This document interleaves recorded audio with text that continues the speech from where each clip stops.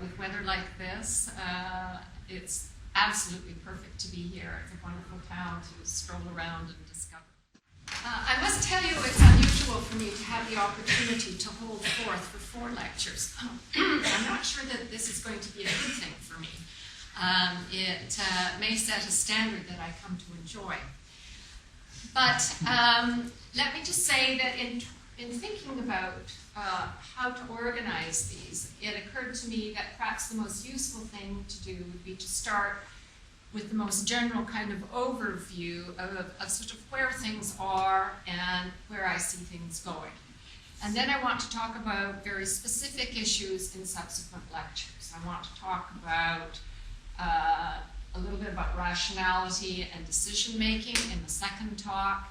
And in the third talk, I want to talk a little bit about free will, what the data look like that are motivating us to think that free will is a very different kind of problem from what we might have thought.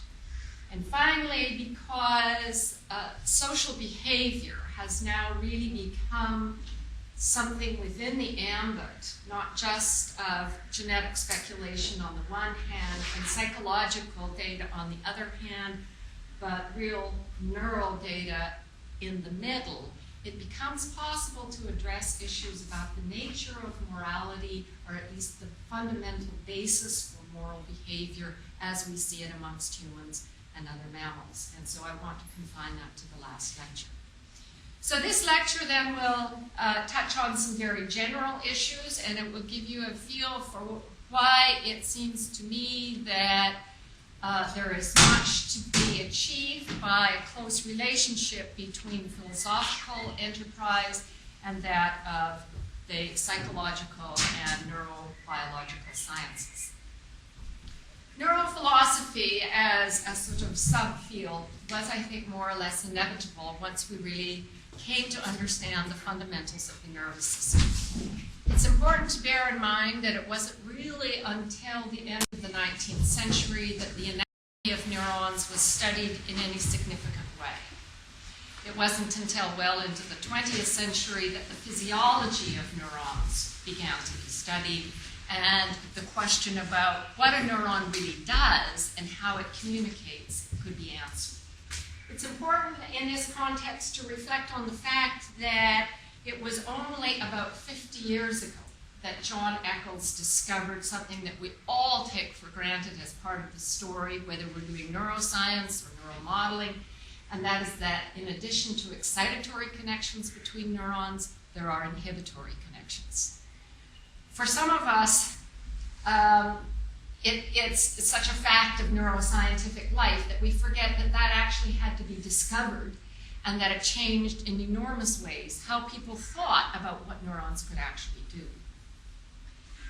Likewise, it was only about 20 or 25 years ago, I guess, that Lassen and Ingvar made their monumental pioneering work that showed you could learn a lot about the living brain by looking at variations in blood flow across tasks. And of course, that is something that has really taken off. And now it's an extraordinarily important, although there's many issues about this, it's an extraordinarily important development that we are able to correlate very specific kinds of psychological phenomena with changes in the physical brain. The neurophilosophical questions that I'm interested in, well, there's a lot. But once one adopts the point of view that there is just the physical brain, then of course we want to know how the sense of self arises, how it is possible to have a self-representation. We want to understand the nature of knowledge, now this is not good. I think that that's because this thinks I'm connected to the internet, so if you will bear with, I'm going to close something else off. Escape.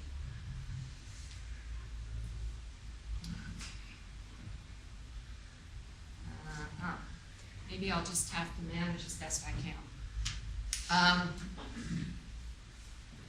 The nature of knowledge, of learning and memory, the nature of perception, how it's possible to see.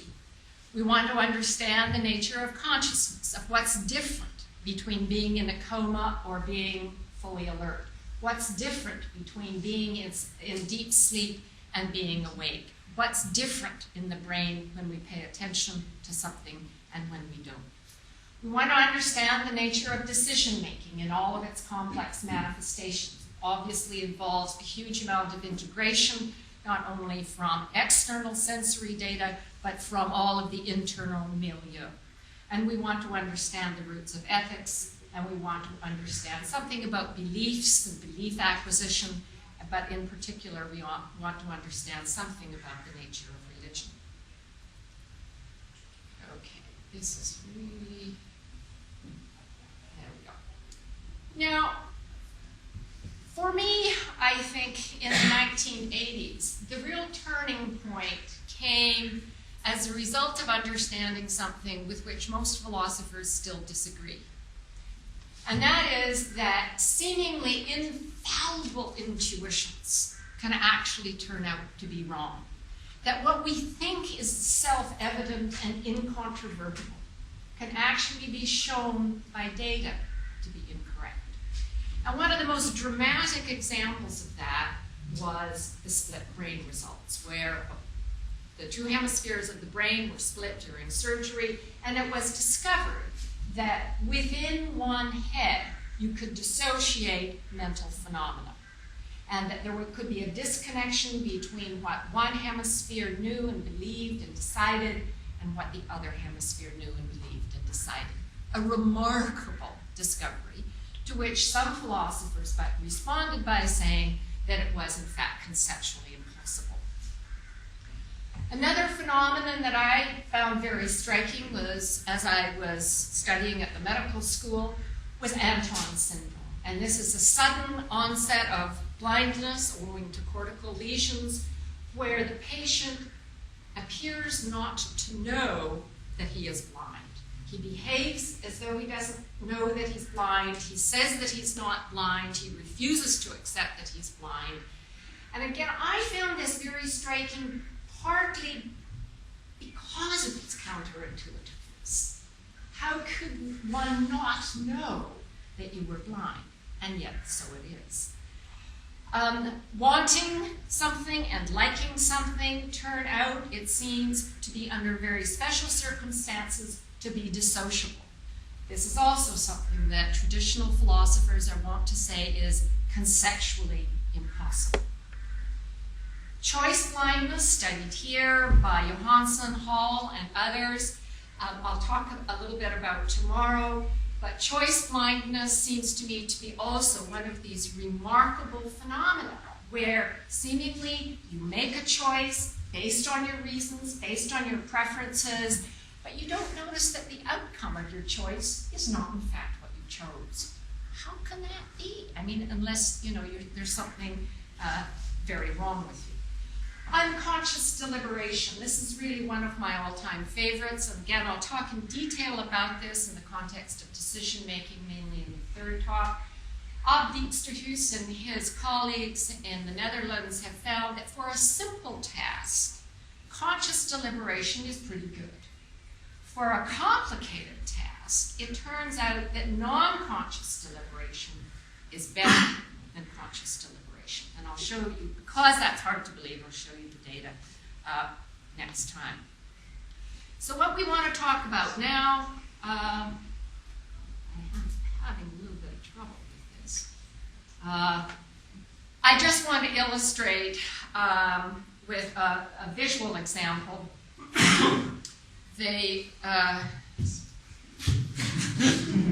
Come on, go. How one's intuitions, strong though they are, can be false. And in this particular example, it looks like these two are tilted at slightly different angles, right? I mean, that's how it looks to pretty much everybody. And if you say no, I know you're faking. Now, watch. I'm going to make this one transparent. And I'm going to move it on top of that one. And here I go, here I go, here I go. They are precisely the same picture. Now, one of the things that is important, I think, by having our seemingly self-evident intuitions shaken up a little bit, is that when we also get the explanation of why you have those intuitions, then the larger story begins to emerge, and we begin to see how, by understanding phenomena in terms of neural networks, cells, synapses, and so forth, gives us a deeper understanding of what's really going on. Now, with that sort of introduction of wanting to shake up the idea that intuition is infallible, it's the philosopher's basic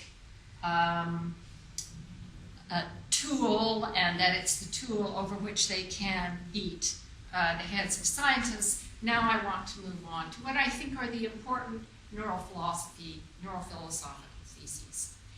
The first, and I'll say a bit more about this in a moment, is that precise definitions co-evolve with developing science.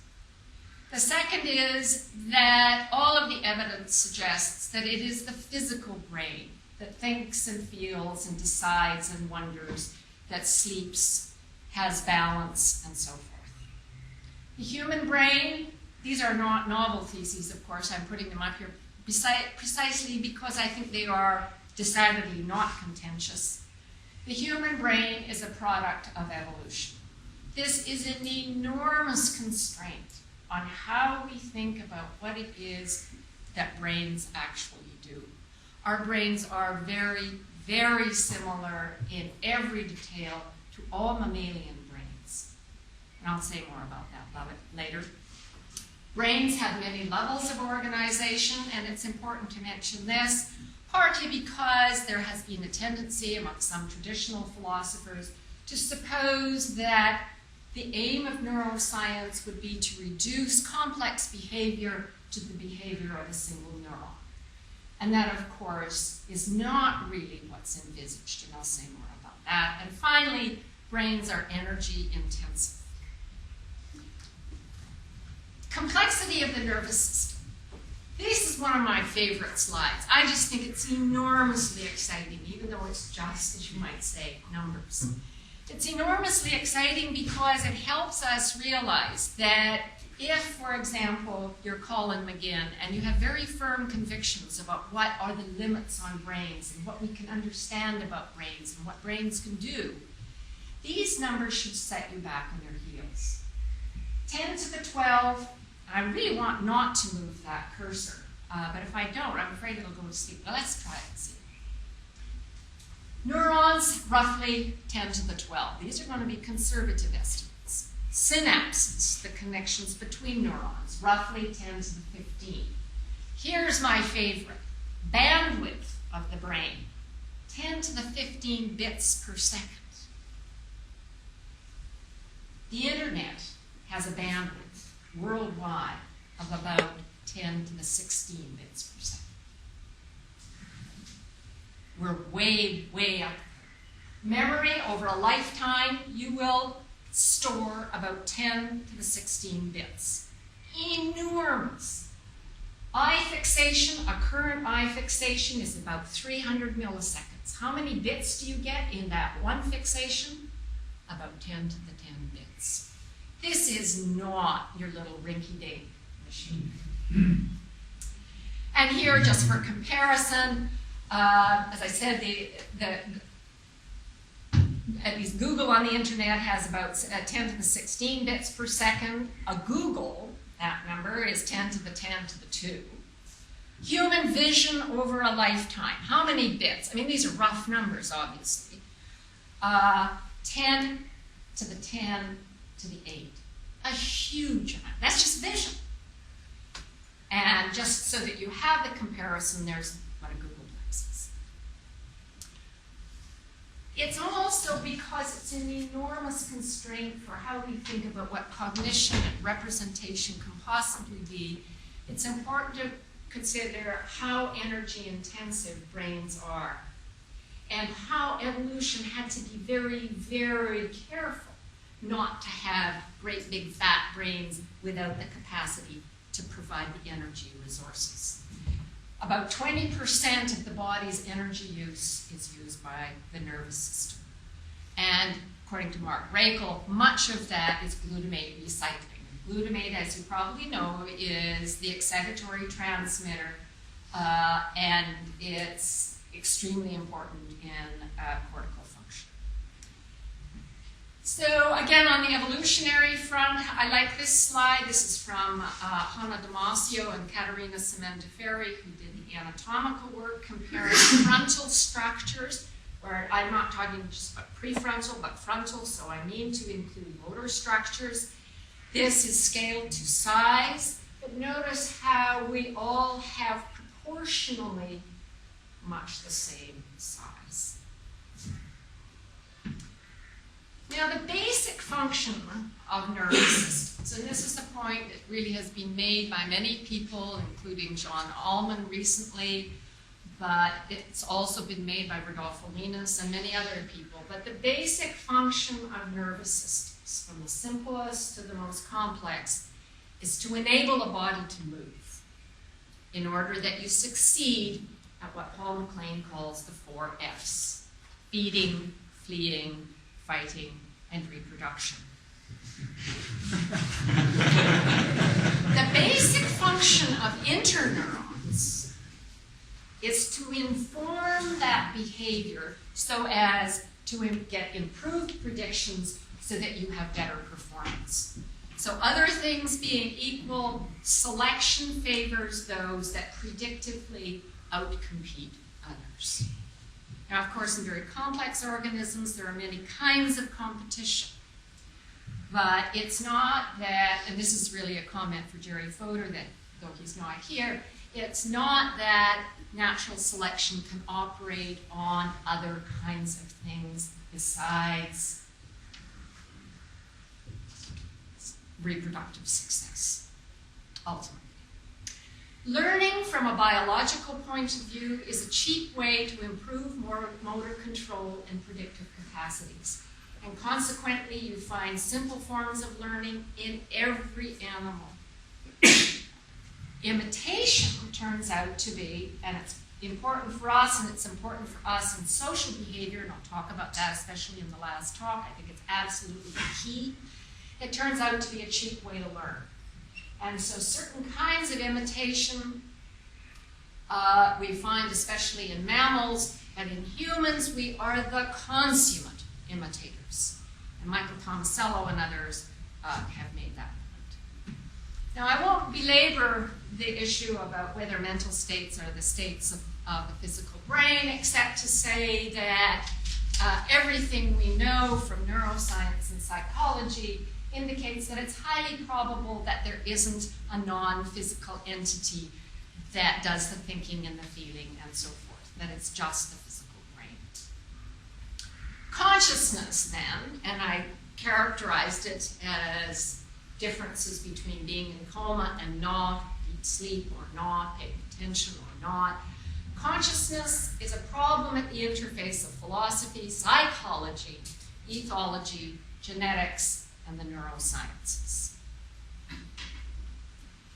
It's often argued that because you can't feel my pain when I drop a brick on my foot, that then states of consciousness or mental states in general cannot really be studied on. That you would never be able to have access to my feelings, and consequently you would never be able to have a science of consciousness. And while I don't want to go on at length about this view, I think it's important to say that indirect observations are critical in every science, whether it's astronomy, physics, chemistry, biology, neuroscience, or anything else.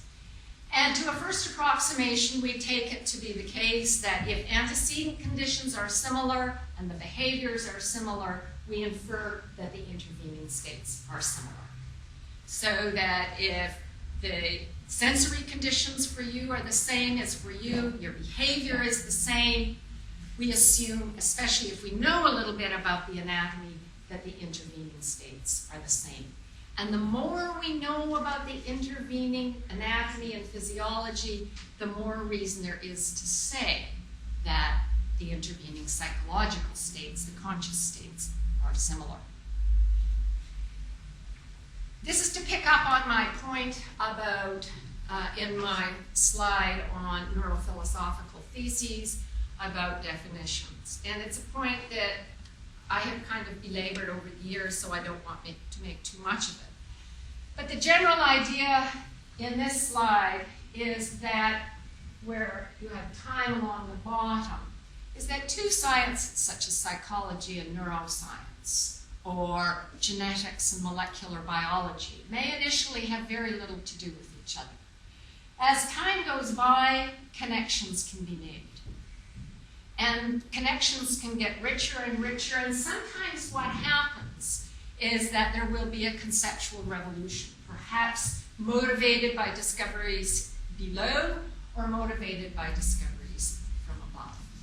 And with this closer knitting together of the levels of explanation, so we approximate something that constitutes a reduction of one in terms of the other, where by reduction I mean only that you get an explanation of one in terms of the other.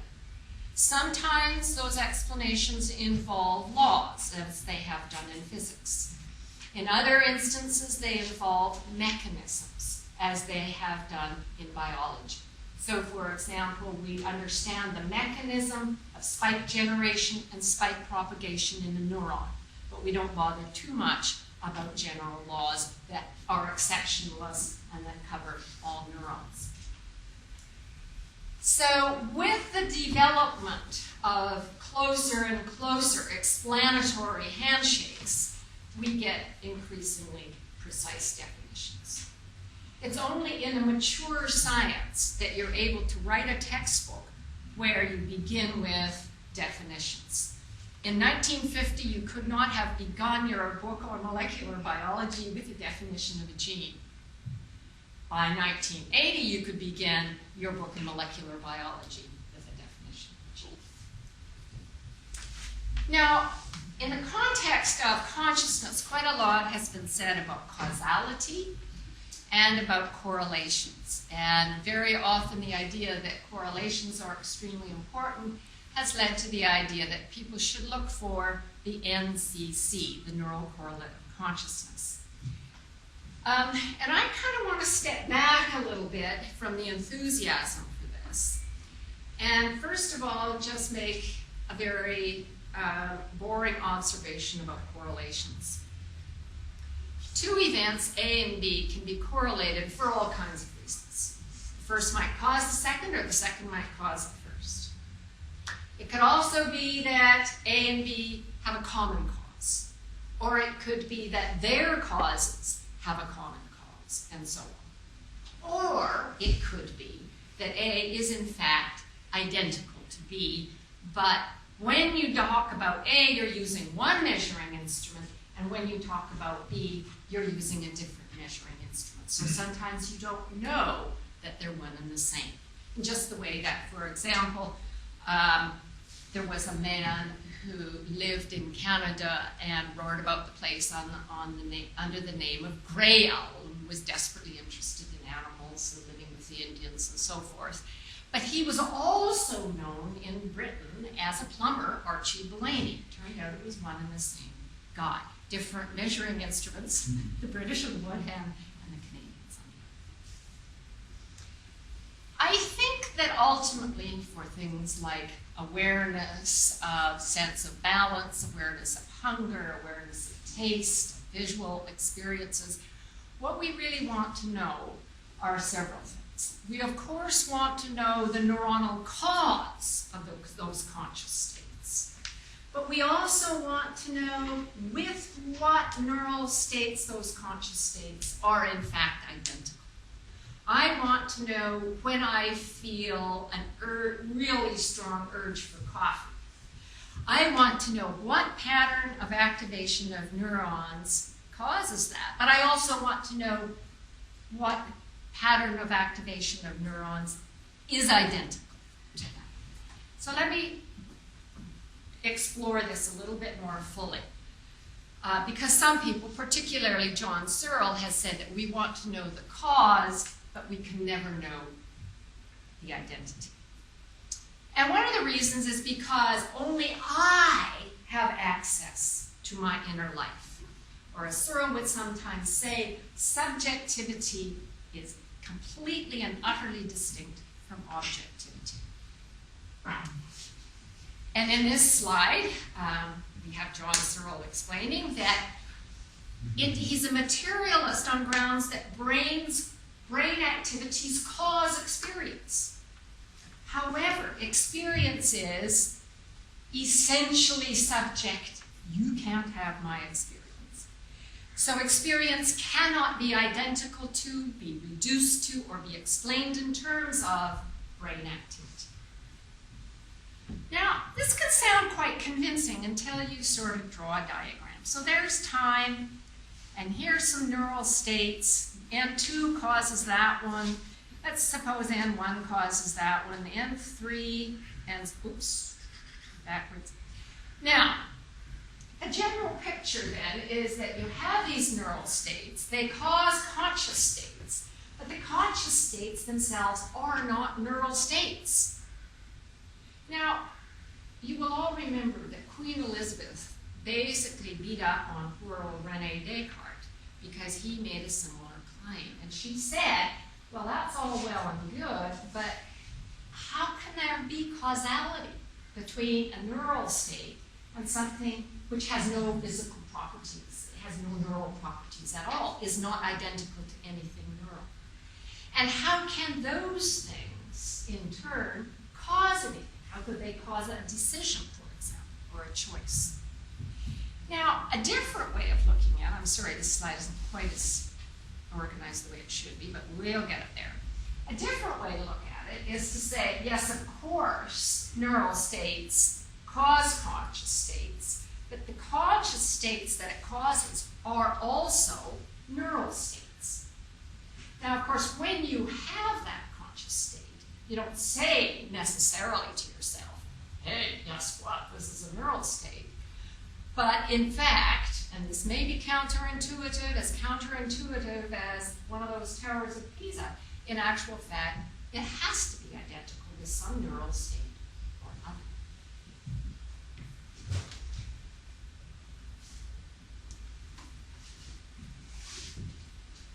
But aren't you leaving something out, is the worry here. If you explain a conscious state such as a taste of sweetness in terms of the activity of a whole array of neurons, and you look at my brain when I taste something sweet and you see that activity, you don't taste something sweet. So you're leaving something out of the explanation, namely that sweet taste itself. Now, done with the right sort of dramatic hand movements and so forth, this can actually seem convincing. But think about it. When I explain to you what's involved in a pattern of activity producing a taste of sweetness, and then that activity being identical with a state of sweetness, why would we expect you to feel sweetness? You're not going to taste sweetness, rather I should say taste sweetness, unless you yourself, your brain, has that pattern of activity. An example that's rather similar that I got from one of my graduate students would be, it would be like saying that to understand Newton's law should make you fall down. We don't think that. Or to understand the nature of pregnancy should make you pregnant. It doesn't actually. And you wouldn't expect that if I see the pattern of activity in your brain when you taste something sweet and have a pattern of activity from your taste buds to your thalamus to your cortex, why would I have that pattern of activity from my taste buds to my thalamus to my cortex? We can get that, of course, but you wouldn't get it simply by understanding it. So I don't really see the idea here that something special is left out. Now, There are, as I indicated, many levels of organization in the nervous system. And like the slide about large numbers, I think it's really important to understand, at least for philosophers to understand, that there can be mechanistic explanations at many levels. So that, for example, we understand quite a lot now about the change in synaptic strength that's known as long-term potentiation by knowing about the mechanism of particular receptors, the NMDA receptor and the AMPA receptor on the synapse. But that doesn't tell us everything we need to know about how a system learns. We also need to know how that neuron is connected to others and how those are connected to others. Because when you learn, there is really quite a wide range of orchestrated activity across the brain. And so we need connections between all of the levels. And none of these levels is proprietary with respect to the other. We know that changing levels of certain kinds of molecules, like oxytocin, is going to change behavior. But that isn't the whole explanation. I'm just going to go by that one. Now, neuroepistemology then has to do with many things. And I think epistemology at long last is shifting from the domain where you could simply reflect on the necessary and sufficient conditions for concept membership and reflect on a priori truths to a state where we really are trying to understand at many levels how brains do these things. What is it for a brain to represent, for example, a root poem? How is retrieval? What's the difference between a rational decision and a non-rational decision? You aren't going to answer that by reflecting on the concept of rationality. Coherencing is this funny thing that we do that we sometimes put under the label of confabulation or interpreting, but it somehow has to do with making the bits and pieces of our experience and our decisions and so forth form a coherent whole. We see this, we saw it very dramatically, for example, in the split brain patients, when they knew very well that they were splits. They knew very well that from time to time the experimenters would send a message to the right hemisphere. The right hemisphere would perform the action, and when asked why the action was performed, the left hemisphere would come up with this seamless, perfectly rational explanation. Right hemisphere is told to shut the door. He gets up, shuts the door. Why did you shut the door? The left hemisphere says, I'm starting to feel rather cool in here, even though the temperature is hot. And psychologists, especially since about the 70s, have explored in great detail this capacity we have to make a rich narrative about the nature of our lives, which may or may not bear any resemblance to reality. And now I want to finish up by dwelling a little bit on representations. It would be so nice if it were possible for us to talk about the brain without talking about representations. But it turns out, and although I think many people had hoped that we might be able to do this, it turns out that at this stage of neuroscience, at any rate, we really can't do without the notion of representations. And I'll explain a little bit about why that is as I go along. But one of the things we'd like to know is how the brain represents its own body. We do know that there is body mapping both in the anterior insula and in the somatosensory cortex, but how does that constitute a sort of integrated whole? And how is it integrated over time such that we know where our bodies are and, more importantly, where they're going next? How do we represent goals? If I have a goal of getting water or getting food or finding a mate, how is that represented?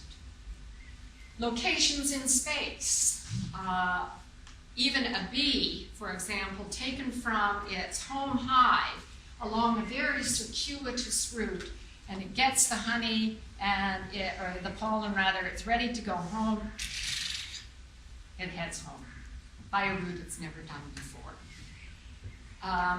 We also know that rats who have run a maze during the day and are now sleeping, and if we're recording from their hippocampus, we know that during deep sleep they rehearse that route through the hippocampus. You can tell from the recording properties. How do we represent causal relations? How do we know, for example, that a certain thing will cause pain, or that will allow us to eat, or that will bring us grief? Now, the dominant approach to this, represented by people like Bill Bialik and his colleagues, is that we could use the resources of information theory to answer these questions. And there are a number of different versions of this particular story. Some are called the ideal observer story, some are called Bayesian algorithms, but to a first approximation, they all come to this. You find a particular neuron, and when a particular stimulus is presented to the animal, that neuron, instead of just having a noisy firing, has a highly active firing, and then when the stimulus is removed, it goes back to baseline. And if it does that consistently, then the argument has been we can say that the response of this neuron to that stimulus carries information about that stimulus, and hence we can, in the long haul, the hope is make the transformation from talking about information in this sense to representation. And I think that although information theory has been extremely useful to neuroscience in many ways, for example, in the numbers slide, giving us a rough idea of how many bits per second the brain processes, I think in the final analysis, this won't work. And it's a very deep problem for neuroscience that it won't work. For one thing, it can't account for representation of passive things. And many things that even simple brains represent are absent. The spatial layout of the maze in the case of the rat that I told you about. Memory for past events, certainly the case in humans. Representation of a specific goal. I need to get away from this predator. Should I stand and fight? Should I flee? Representation of another goal. And animal studies here, I think, are also extremely helpful. So that there are wonderful videos of chimpanzees engaged in group hunting of a monkey. I know what he can see, and I know what he's going to try to do. We even see this in jays, where a blue jay will have got a nut and will know that there's another blue jay here, but he's of lower status. He knows what he can see, and he knows how to hide the nut so that he can't see. And so even in the case of something like a blue jay or a chimpanzee, there's going to be very complex representation. I should have mentioned in memory of past events that Clark's nutcrackers, which are wonderful little birds that probably Petra can tell us about at Great Lake, hide thousands of nuts. And they know where they all are. They never visit the same site twice over the winter as they are retrieving from their cache. They must be able to represent. All right. Now, one of the things then that we also can't handle by an information theoretic approach is filling in and constructing.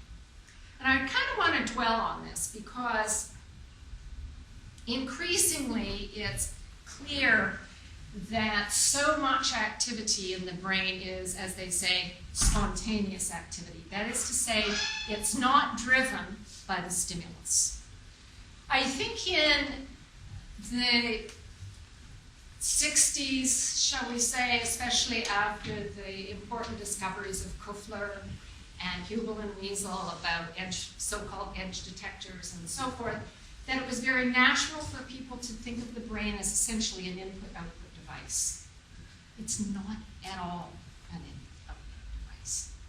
Most of the activity is spontaneous. So that even if you think about something like V1, the first cortical visual area from which there are, to which there are projections from the thalamus, only about 6% of the input to a pyramidal cell in V1 is from the thalamus. All the rest is either local, within the column, or within the area, or from higher areas. And of course, now that we're able to address issues about attention and shifts of attention, it makes all the sense in the world. And we see these great expectation effects, even in V1.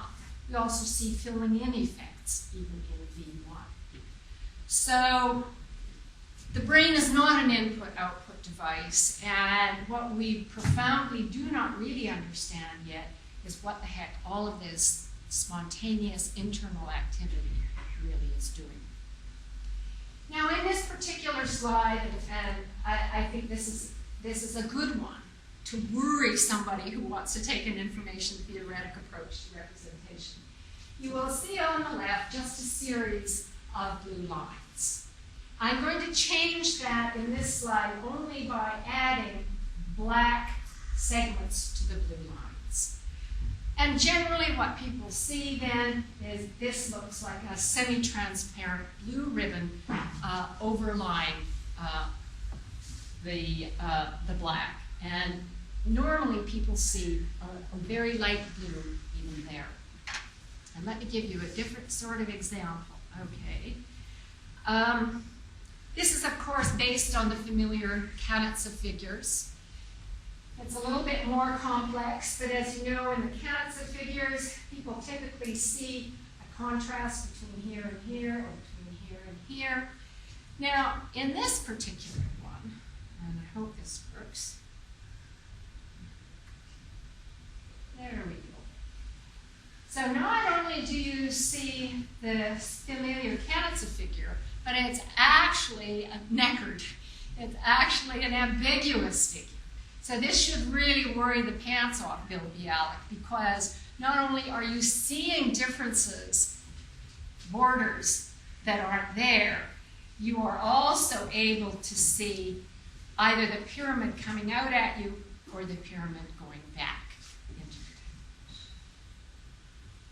This won the second prize in this year's Visual Illusions contest, and the Tower of Pizza won the first. Okay. So I want to conclude not by saying that I think that we really are about to understand many things about the nature of the brain, but by sort of being inspired by the thought that there are many really profoundly deep, unanswered questions. Tremendous discoveries have been made in neuroscience and psychology, and especially as people increasingly hold hands. But the fundamental issues are still very puzzling. And I think that's where the kind of exciting, revolutionary things are going to happen, in all likelihood, over the next 20 or 40 years. It's astonishing in a way that although we know so much about the physiology of neurons, we still do not yet really understand how neurons code information. Some neurons probably use rate coding, that is, coding over a certain time interval with a certain number of spikes, but almost certainly that's not the whole story. Others use time. And for example, it looks like in some instances the occurrence of the exact time of the occurrence of the first spike carries information. And so there are many, many puzzling questions about how neurons code information. I indicated earlier that within memory research, we're still deeply puzzled about how information is retrieved. When I ask you, do you remember your first kiss? For most people, that information comes up just like that. How do you do that? What exactly is rationality? And it's deeply puzzling now, although I guess 20 years ago it might have seemed less puzzling. But we know from the work of brain-damaged patients and others that maximal rationality is not achieved by having emotions left out of the picture. That if you compare the decisions and choices of someone whose emotions are detached from the decision-making, they're generally much poorer and less in that person's interest than someone who is intact. So there is some sort of very important relationship between emotions and reasons, and how to tell that story is going to be very puzzling, because so far in cognitive science, I think we've been inclined to try to capture what is known by reason as propositions. And then there's emotions, which aren't propositions at all. They're more like, sort of hydraulic effects, if you like. The fact of it is that we don't have an adequate account either for how to characterize emotions or how to characterize representations. And Paul will say a little bit about characterizing representations in terms of maps in his talk tomorrow, but I think also Peter Gardenforth has been a tremendous pioneer in this domain in helping us see that we should be using as a metaphor for concepts and categories and representations in general, things that have to do with spatiality and spatial organization, not with propositions and so-called propositional attitudes. Although, of course, there may be some propositional attitudes. I mean, I might have a belief or two a day that's in the form of propositional attitudes. But by and large, my representations are probably not like that. We still do not understand, and I'm sure this is going to be increasingly an important part of the story, but we do not understand why we sleep and why we dream. Some of the most extraordinary discoveries about this, though, have come about in the last, 10 years by Rod Stickgold and others, who have found that there is an important relationship between sleeping and learning. That if this group is given a task to learn and then allowed to sleep, this group is given a task to learn and then they're sent off to do something else, this group learns far better. And the results are very broad, they're very deep, they're very systematic, and there is simply no doubt about the relationship between sleep and learning. On the other hand, it turns out that another discovery about sleep within the last 5 years is that fruit flies sleep. In fact, probably everything sleeps. How do we know fruit flies sleep? This is work that's been done by Ralph Greenspan. It was really a fruit fly geneticist, but just got interested in the question about whether or not, because he could see that there were kind of variations in quiet time amongst fruit flies. And indeed, fruit flies do have this sort of quiet time where they sit. And if you disturb them and don't allow them to have their quiet time, you can't really kill their eyes, multiple eyes. If you disturb them, you see the same phenomenon that you see in humans when we don't let humans sleep. Humans will have sleep rebound. They'll sleep longer the next day to make up for what they miss. Fruit flies will have a longer quiet time if their little quiet times are disturbed. He also has, with heroic technology, done sort of recordings during the quiet times, and certainly the patterns of activity are different. He also finds that within these quiet times, this is actually what I'm going to say, it's not a joke, but it's sort of funny. He finds that within these quiet times, so the little fruit fly will be sitting there on his little perch, then they occasionally, for these little periods, do this little movement of their legs. He calls it rapid leg movement. But it's one of those pieces of the puzzle that I love, because the more deep background story here, and all of you who know biology know this, is that the monumental discovery about the brain, in fact, about the body generally, is how conserved everything is. Nature is incredibly conserved. And we are so like in our nervous systems, the brains of other mammals, but even the brains of invertebrates. Our neurons work essentially the same way. They have essentially the same palette of neurochemicals and neurotransmitters. We're different from rats, but genetically, we're only different from rats in 300 genes. That doesn't give you room for a gene for the past tense of verbs. I'm sorry, but it does not. So clearly what it looks like, and this really is like a great revolution in biology, it looks like nature made these very tiny changes in regulatory genes, the genes that regulate the production of other genes that regulate the production of other proteins. So to do new things with brains, Mother Nature had to get by with getting more stuff or organizing slightly differently the stuff that it had. But we are essentially, but for having more neurons in some places and relatively fewer in other places, we are very, very similar in our brains to rats. But obviously we can do many, many things that rats can't do. And so the question I think that's really deeply interesting for neuroscience is how, and this is an engineering question, how is it that by having more stuff, like hugely more numbers of cortical neurons, you get new capacities? It's just out of more, almost certainly. There may be a little bit of difference here. I mean, people think that there might be something interesting about phonoconomal cells that seem to be found in humans and in the great apes, but not in the others, and even not too many in the great apes. But it looks like at most it's going to mediate slightly faster communication between cells, but it's not going to give you something entirely new.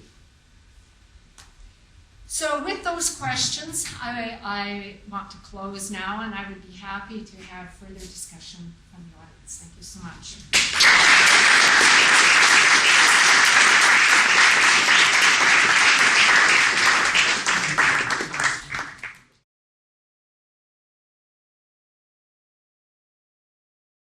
Well, good afternoon, everybody, and thank you for coming to the second installment of the lectures. This one, they really all are quite connected, and in many ways it's really very nice for me to have a chance to sort of spread the story out rather than to try to cram it into a single talk. But in this one in particular, I want to talk a little bit about free will.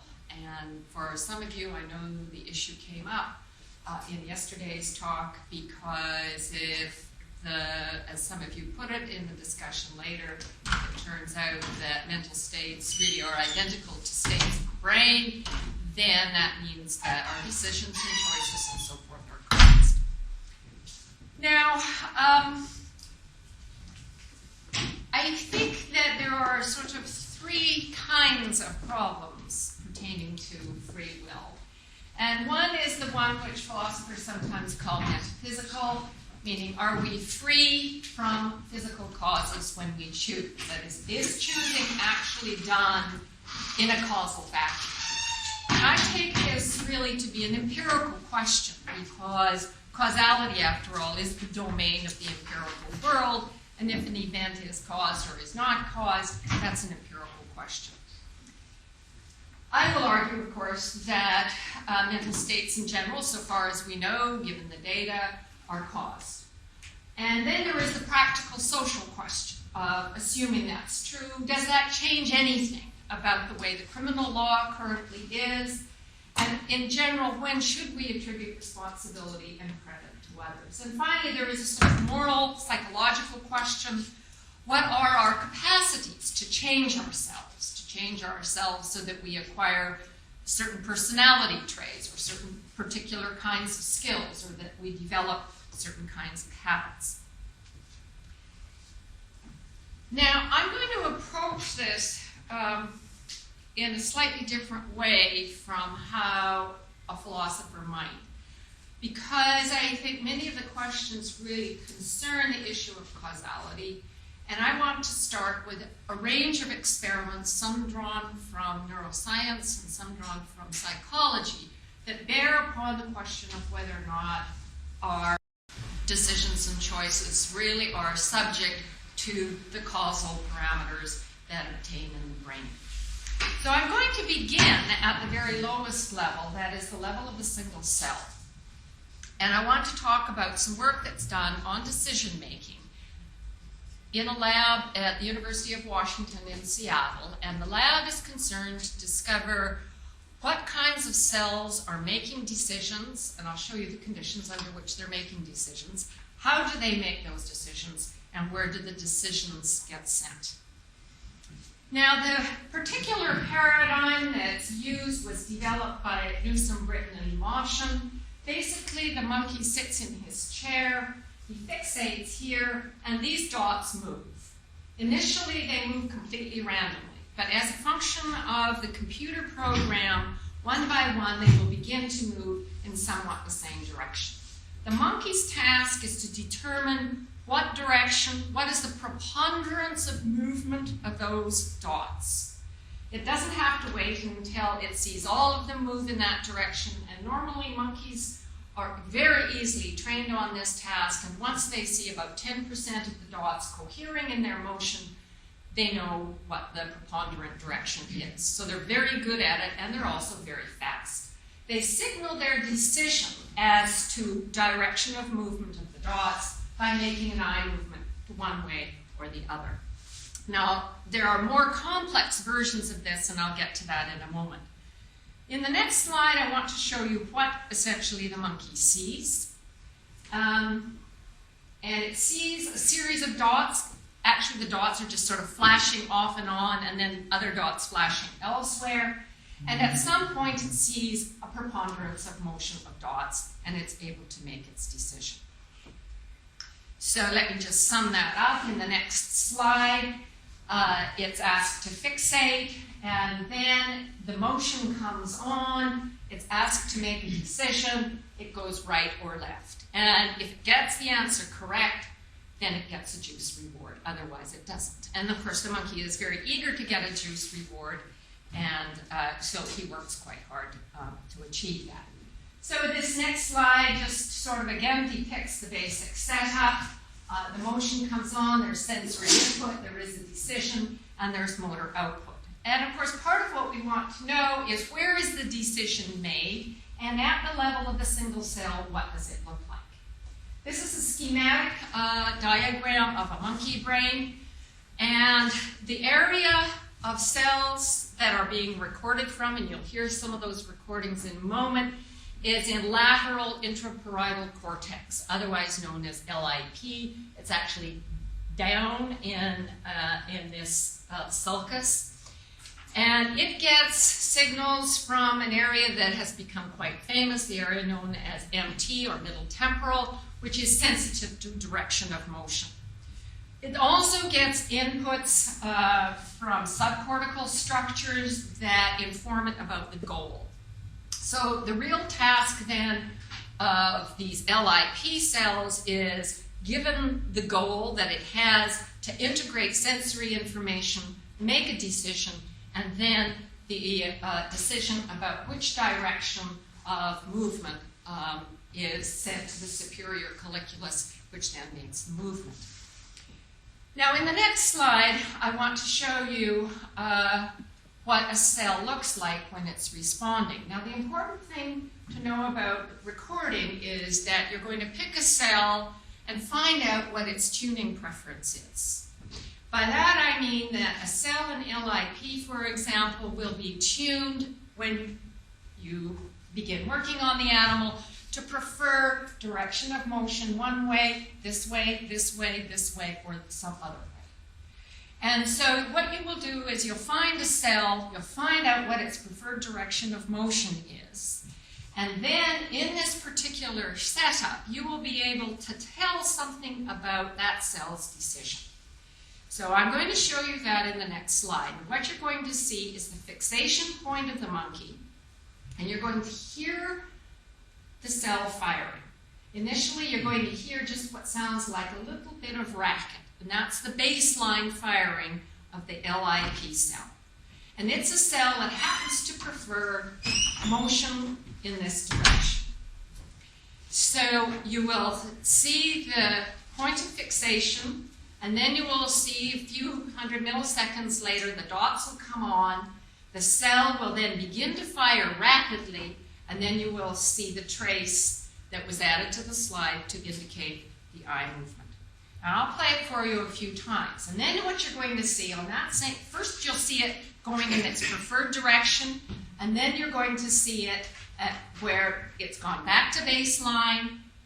The preferred motion is in the opposite direction, and so the cell goes below baseline.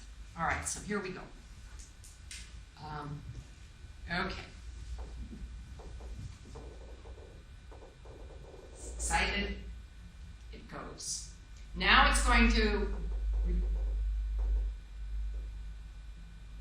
much less, and it goes. So you can hear the difference between when it gets the preferred direction and when it doesn't.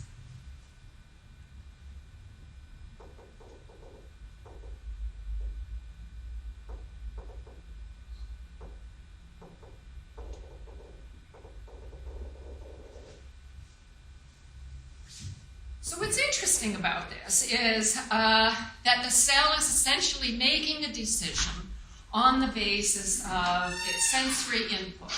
And the decision tells the superior colliculus in which direction to move. Now you might think this is a simple task. In actual fact it isn't, but you can make it more complex. And this has now been done in Churchland Lab by increasing the targets from 2 to 8. But I'm going to show you a slightly different task, again done in Churchland Lab, where the monkey's task is really quite complex. Now, sometimes this is called the weather prediction task because it's cold at this end and hot at that end. What will happen is that the monkey will fixate. In fact, I'm going to show you in the next slide how this is going to look. So the monkey will fixate. A shape will come on immediately. 500 milliseconds later, another shape will come on, another shape will come on, another shape will come on, and it has to decide. Now I'm going to go back to the other slide so you can see. Is the preponderance of evidence for cold or for hot? It's only got 2 choices, and that's quite a difficult task. I mean, if it got all diamonds, that would be easy. It would quickly go to cold. But if it got one of those, one of those, one of those, and the one at the very end, where does it go? Now, it's also interesting that the monkey learns this task very quickly. So, in the slide you're going to see next, these are going to come on sequentially for the monkey. And you're going to hear the cell. And given the values here, essentially the values are as represented here. So the overall value is minus 0.2, which means the monkey should make a decision to go to cold. Okay? Now, you're going to hear a cell firing again. As before, you will hear it be a little bit noisy. It's probably not really noise, but you're going to hear some baseline activity. Then as evidence accumulates, you're going to hear changes, and finally you'll see it make the decision. And by now, at the end, it's clear. Same one. Okay. Now, the main points from these experiments, I think, philosophically, one of the points to be made here is that it's extraordinary that you can, by looking at the level of the single cell, determine which direction, what decision the monkey has made, even before the monkey makes the decision. So you can tell just by the activity of the single cell itself. So the lab wants to argue then that these LIP cells interpret the sensory evidence, and they interpret them in something like the way a statistician does. They evaluate the preponderance or the accumulation of evidence, and they make a decision. The argument from that lab is that they accumulate log probability, which for this particular instance is going to count as rationality, and then the brain applies a termination rule. You've got enough evidence, you go.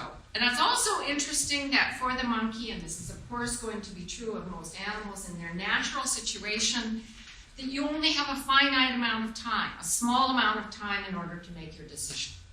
If you're an animal, I don't know how many of you got to watch the caribou grizzly one last night, the grizzly has very, very little time, on the order of seconds, to make a decision about what the caribou is going to do. So you can't wait forever. So there is always some uncertainty because in the case of the monkey, it needs to maximize its juice reward. If the monkey waits too long, it doesn't get a juice reward. Okay. So this is the first experiment that I wanted to talk about, to give you a feel, not just for what happens at the macro level, via data that you might get from functional magnetic resonance imaging, but from the single cell itself. So probably brains are causal machines in the sense that neurons behave in a causal manner. And one neuron has an effect on another neuron. The effect of neural networks as a whole can often really be very precise. So the question is, what does this signify for what we think about free will, free choice, and responsibility? Allegedly, at any rate, the common sense story about free will goes something like this, that there is a particular sequence that must be followed in order for me to exercise my will. I first consider, I choose, then I intend, and then I act. And some philosophical ideas about this are that this, for example, I think corresponds to Peter von Inwagen's view, to a first approximation. It's John Searle's view. I create my choices via reason. They are not caused. I, or my will, operates independently of physical causes in the brain. And part of the argument for this is to say, I don't feel caused when I make a choice. But of course, there are many questions to be raised about this, given what else we know about the brain. One problem is that the philosophical view tends to assume that all of these events, the considering, the choosing, the intending, are done in the conscious domain. And I will show you later on that there are lots of data to show that this cannot really be the case. We want to address empirically the question of whether that is actually the series of events and whether they are causally related. And we also want to know whether introspection is as reliable, or whether introspective reports after the fact are as reliable as this particular view assumes. And of course, I will be arguing that they are not particularly reliable. Okay. So let's just more generally face this question head on, even though I don't want to spend too much time on it, because I think that good old David Hume in the 18th century basically had the answer. I think if there's anything that counts as a result in philosophy, it was Hume's observations on this matter. He argued that if like Descartes, you have the conception that a free choice must be made in a causal vacuum, then it would not be caused by your desires, by your background beliefs, by your chronic and long-term goals. It would just be there. It would, in effect, be random. So, argued Hume, those are not the kinds of behaviors for which we normally want to hold people responsible. He further went on to ask this question. So, if all of our behavior is cause, surely what, from a social point of view, we're really interested in is the difference between, between those behaviors that we want to call voluntary and those we don't. He almost certainly knew about people with diseases such as Huntington's disease, where choreiform movements in the later parts of the disease are frequently made. He would have known about that because John Locke certainly did, and people were well informed by Thomas Willis about many neurological disorders. So he would have known that there are behaviors generated internally for which the agent is not responsible. Behavior generated in sleep, behavior generated during an epileptic seizure, for example. During a complex partial seizure, it's not unusual for a subject to sit up, to make many kinds of movements, but of course, to not be in control of those movements. So Hume's question, and I think this is really the interesting question about free will, not the question about causality. The really interesting question is, what's the difference from the point of view of the brain between those kinds of actions, such as choreiform movements in Huntington's and movements in epilepsy and so forth, between the, as it were, not in control movements and in control movements? There must be a difference in the brain. And what we really want to know is, what's that difference? As a background point, I also want to make the observation here, first of all, that an unpredictable event is not necessarily an uncaused event. Here we are, windy day in Lund. I go up onto the roof of this magnificent building and I let go a dollar bill. Its precise trajectory, millisecond by millisecond, is absolutely unpredictable. There is not the computational power to handle that. In a general way, of course, we know that it will eventually fall. So its precise behavior is unpredictable. But that doesn't mean that its behavior is uncaused. Every teeny-weeny movement is caused. And the same thing you can say about, more generally, the weather. It's a complex dynamical system which cannot be precisely predicted. Because to do so would require such enormous computational power at such tremendous temporal scales that we can't possibly do that. And the same, I think, is true of human behavior. You'll remember yesterday, although I need to show this slide again, that the bandwidth of the human brain is on the order of 10 to the 15 bits per second. That's a huge amount. And it's very unlikely, given just that we can predict moment by moment precisely what someone will do or precisely what someone will say. But in a general way, given normal brains, of course, we're able to make many very reasonable predictions about the kinds of goals people will have and what they will do under certain kinds of circumstances. On the other hand, at least to use the term undetermined the way the physicists mean it, does mean not caused. And so it's arguable, or at least argued by many physicists, that the collapse of the wave function or that subatomic events in general are not precisely determined. But that's not really an issue that has anything to do with the activity of individual neurons or the activity of neural networks. And even if it did, I guess Hume's point would still obtain. I mean, if my choices, there I am on a jury, and it's either to jail with you for the rest of your life or not, and my choice is determined by some random event in my hypothalamus, where that random event is generated by some subatomic property, I think you'd be kind of upset. You'd say, well, yeah, how come I went to jail just because that choice came about in this particularly random way? All right. Now, having said that then, namely that I don't think that anything tremendously important has been added to the debate about causality since Hume, I want to go back to talking about the data and to try to say a little bit about how some of the data at the psychological level put real pressure on the, so to speak, common sense psychology that I outlined earlier. Now, this is a fairly famous slide, and it's owed to Ben Libet. And this was, I think, work done in the early 1980s. And Libet was interested in a very simple question.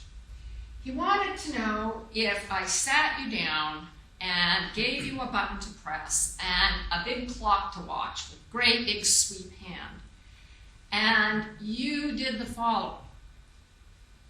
Whenever you feel the urge, all right, you introspectively are aware of the urge, you press the button, noting the time on the clock. And then at the end, you just explain where it was that you saw the sweep hand. And you do this again and again and again. And at the same time, he puts EEG electrodes on the scalp and records whatever is going on. Now, to get this data, of course, for those of you who care, you can't just do it trial by trial. You have to average over many trials in order to see the effect. So what you have here then is, this is the time at which the subject says he feels the urge. The movement comes shortly thereafter. Now, this is what the scalp electrodes show. There are two traces here. It doesn't really matter particularly, but the red trace is what you get if you really are paying attention the whole time to whether the urge is developing or not. And the black is just, you're kind of sitting there, the urge. And so this one is a little bit higher, but they both share something that's really important that absolutely surprised people. So there's where you feel the urge. Now, what is this? These are recordings taken from frontal structures, presumably having to do with such things as assembling your motor response. So what you'll notice is that roughly a second before you actually report feeling the urge, your brain is already well into preparing the motor response of pushing the button. Now, obviously this was very surprising to people, because if, like John Searle, you think that the intention is created by the conscious will, then you have some explaining to do about the motor preparation. Now, many people have replicated this experiment, and it's surprising how robust it was. The first time I saw it, I thought, well, yeah, it seems reasonable enough, but I'd sure like a lot of labs to do it. And many labs have done it. Haggard's lab has looked at the recordings laterally.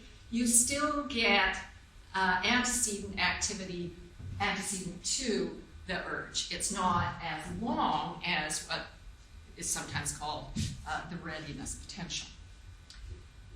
So that's a pretty surprising thing if you hold with the conscious creation of intention.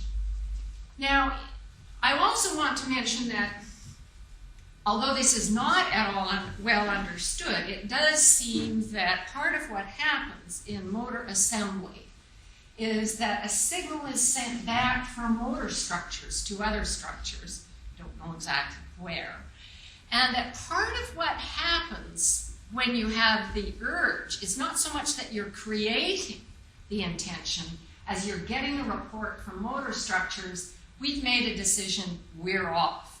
You interpret that as the creation of an intention, but it isn't in fact that. And that is called efference copy.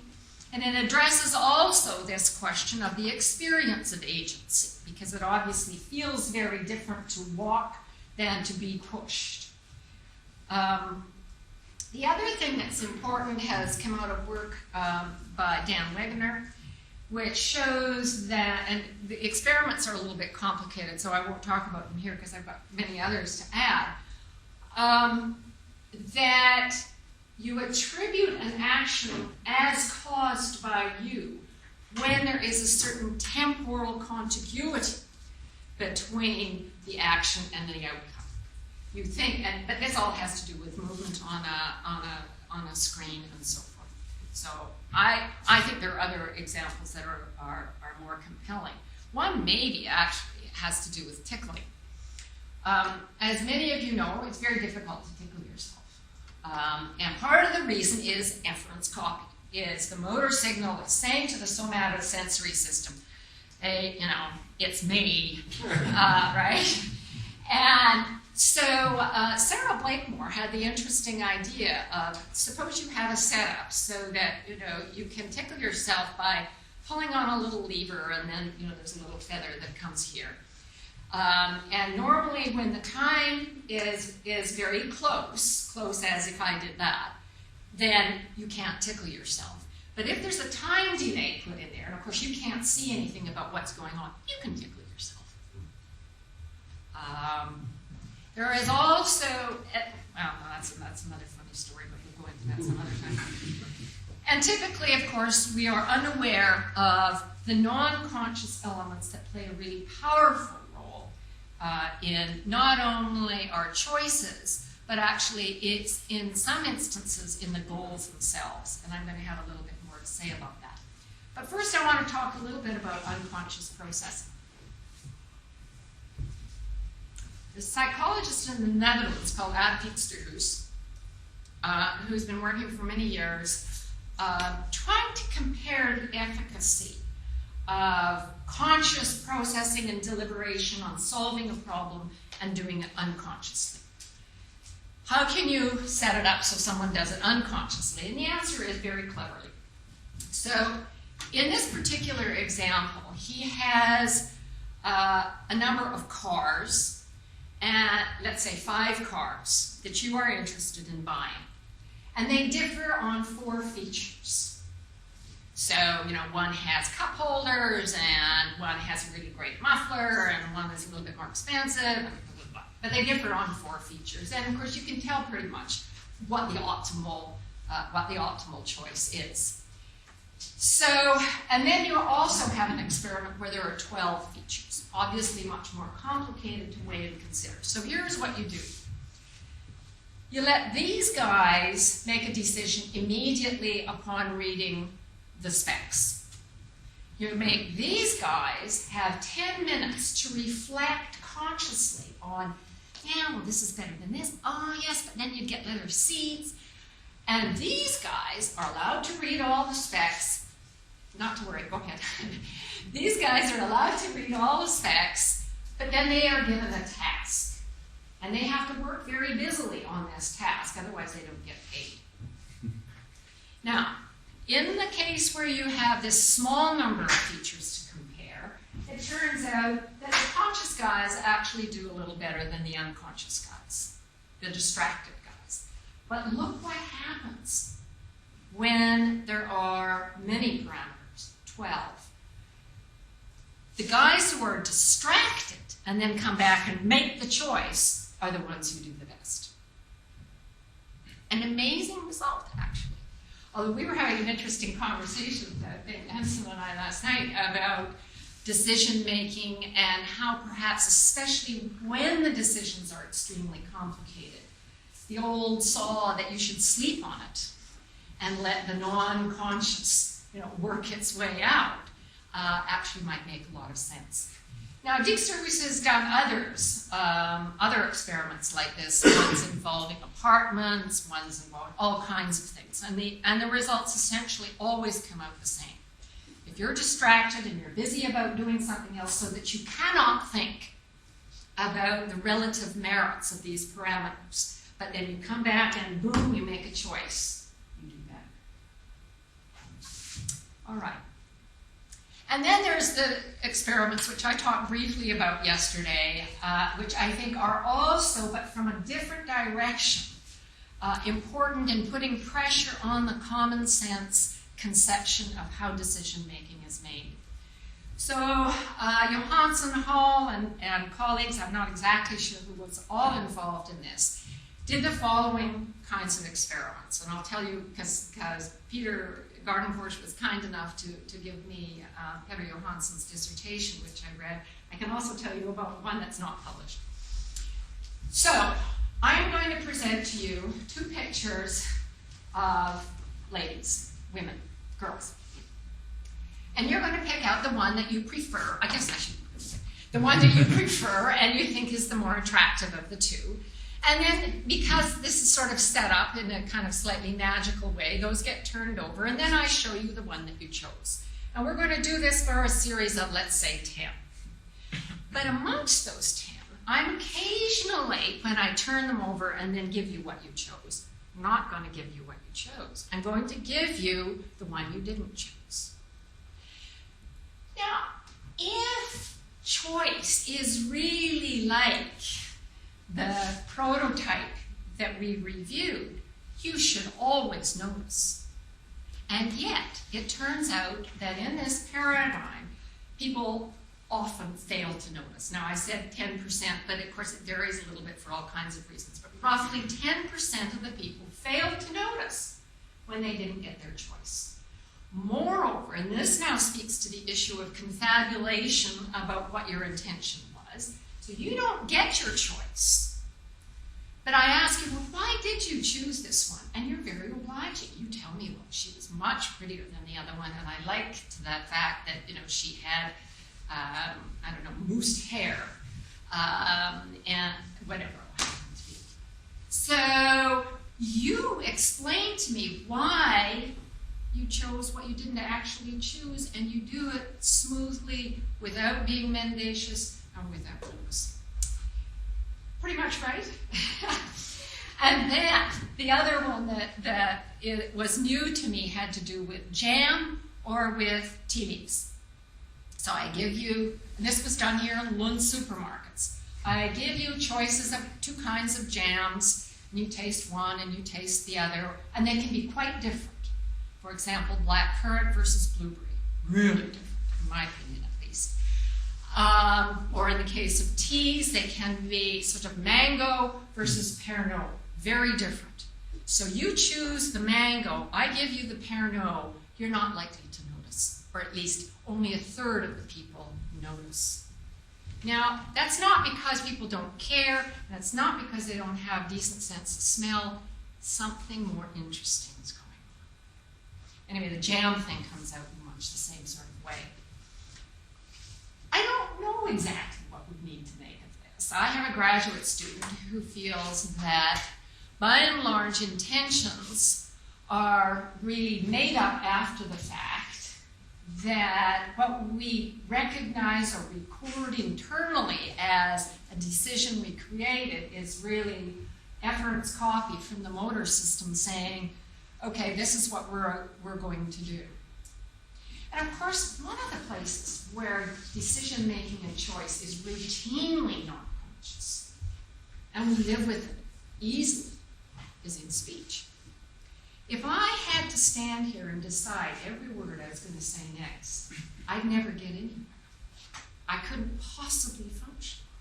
I have a kind of general goal. I don't have notes here, because if I had notes, oh yeah, I'm supposed to say that, it would slow me down, it would interrupt, it would disrupt. And all piano players know this too, that they need to get to a point, or musicians in general, where they don't have to consciously make these decisions. It just, we're not machines that make decisions only when they are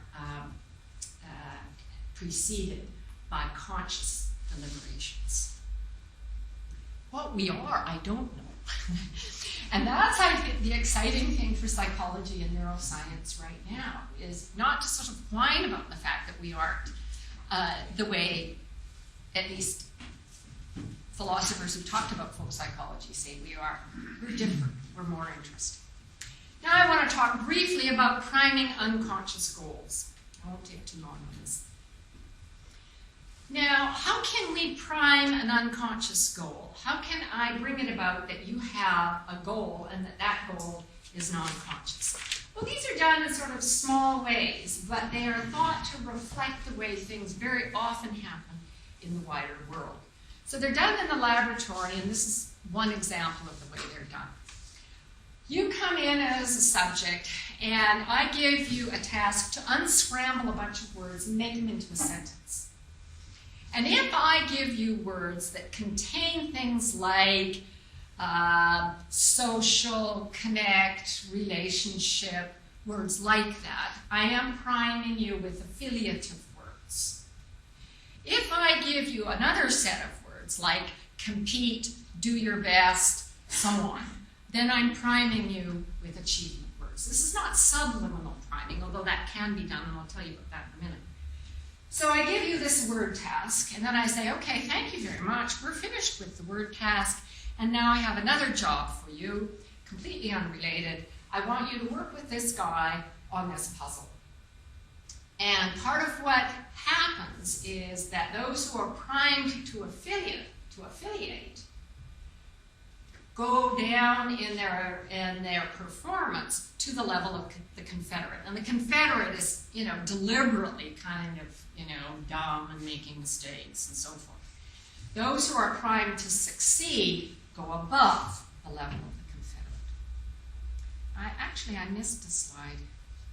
I think. No, I didn't. Okay. The other way of priming, and you can do this unconsciously, and so far as I can tell from the psychological literature, it works quite well, is that you present a word like win, and then you immediately present a mask so that it's never consciously seen, and that will motivate you to be more competitive in this game with the Confederate, or else I present you with a word like friendly, immediately mask it, you're never conscious of it, and then you exhibit this behavior. So that's one way of giving people unconscious goals. The other thing that they noticed actually in this experiment that was sort of interesting was that for the non-achievers, if they were told to stop working on the puzzle, they just kind of, hey, wait, no, I can do this, I really can. Whereas the affiliating guys are happy to just let it go. Now these were big numbers, so that is big numbers of subjects. You can prime power behavior. For example, it's going to make a difference in the outcome to your experiment, whether you put the subject in the professor's chair or whether you put them in a guest chair. And if you do an analysis, a personality analysis beforehand, there's all of these measures out there, and someone is communally oriented and you put him in the professor's chair, then he really wants to help and do all kinds of affiliative things, takes responsibility for the situation. Whereas if you are, as they say, exchange-oriented, I think that means in it for yourself-oriented, and you put the subject in the professor's chair, then he tends to act more in a self-oriented way in whatever particular kinds of tasks. Another sort of instance of change in behavior, and this was one that Dijksterhuis did, if you ask subjects to look at a picture of a library and a picture of a railway station, and you say to them, to the library guys, now you're going to be visiting this place, I want you to examine this closely, so you can tell me about the architecture, for this. Then it turns out that when you ask them to read a completely unrelated list of words later, these guys read very softly, the library people, and the railway guys read in a normal voice. If, however, you say, I want you to look at it very closely and tell me anything about the architecture, you don't say you're going to visit the place, you don't get the effect. Now, another aspect to all of this massive literature that's out there on unconscious goals and unconscious motivations that you can manipulate is that there are consequences of failure of unconscious goals. So go back to the basic story. You can either prime with achievement words or prime with neutral words. Achievement words being things like win, success, and so forth. So you prime them with that, doing this scramble thing or masking. And then you either give people a tough task, an anagram task, and you tell them, this is really quite easy, so just go to work on it and we'll give you 2 minutes and you'll be paid at the end. Or you give them an easy task. Now here are the results. They don't know that they've been primed to compete, but the competitors on the tough task tend, of course, to fail because it's a tough task. And they are really miserable at The neutral people fail on the tough task. They don't really care one way or the other. They were never primed to achieve. Whereas those who were primed to achieve and they do well here, they are tickled with themselves. They have no idea why, just as these guys have no idea why. Moreover, it turns out that they actually can have behavioral consequences. After the subjects leave, a Confederate comes down the hall and sort of, seemingly is not paying attention and appears to be walking in such a way as to have a physical collision with the subject. These guys will walk very close and then dodge at the last moment, right? It's like the regression levels are on. These guys don't do anything like that, and of course those guys don't do anything like that either. So there are very interesting consequences. So first of all, you can have non-conscious goals, and they can be primed in this way. Churchland and Mort and others, of course, think that many of our non-conscious goals are actually primed by features of the environment that kind of cue into our long-term goals that we've stored in memory in one way or another, or that cue into our particular personality features. But none of those things need actually be conscious in order for us to be exhibiting this kind of behavior. Incidentally, these guys, when the failures, so to speak, those primed to achievement, who failed on the tough task, also exhibited an interesting thing. When they were given a verbal exam, they did fairly poorly. It was as though, their self-esteem or whatever had suffered, whereas these guys, of course, did really well, and these guys did really well. So there are interesting consequences of failing at a non-conscious task. Now, I want to close just by saying a couple of things that go back to Hume. First of all, I'm going to go back even further and say something about Aristotle, which I think is really important, actually. And that is, the Nicomachean Ethics is one of the great all-time things that has been written in philosophy. And it's so striking in the Nicomachean Ethics that when Aristotle addresses the issue of when it is that we should be held responsible for our actions, and then begins to discuss in a general way appropriate social behavior, he never talks about choices being uncaused. In fact, it's the other way around. He talks about the importance of developing appropriate habits, the importance of raising children so that they are properly socialized with the appropriate habits. It's almost as though he's saying, you have a reward system. And if you want to get on in this world, tune up that reward system early. Now, so I think that when some of us worry about the idea that choice is, of course, within this context of this immensely complex device, the brain, choice is cause, we think, well, gee, it really should be uncaused.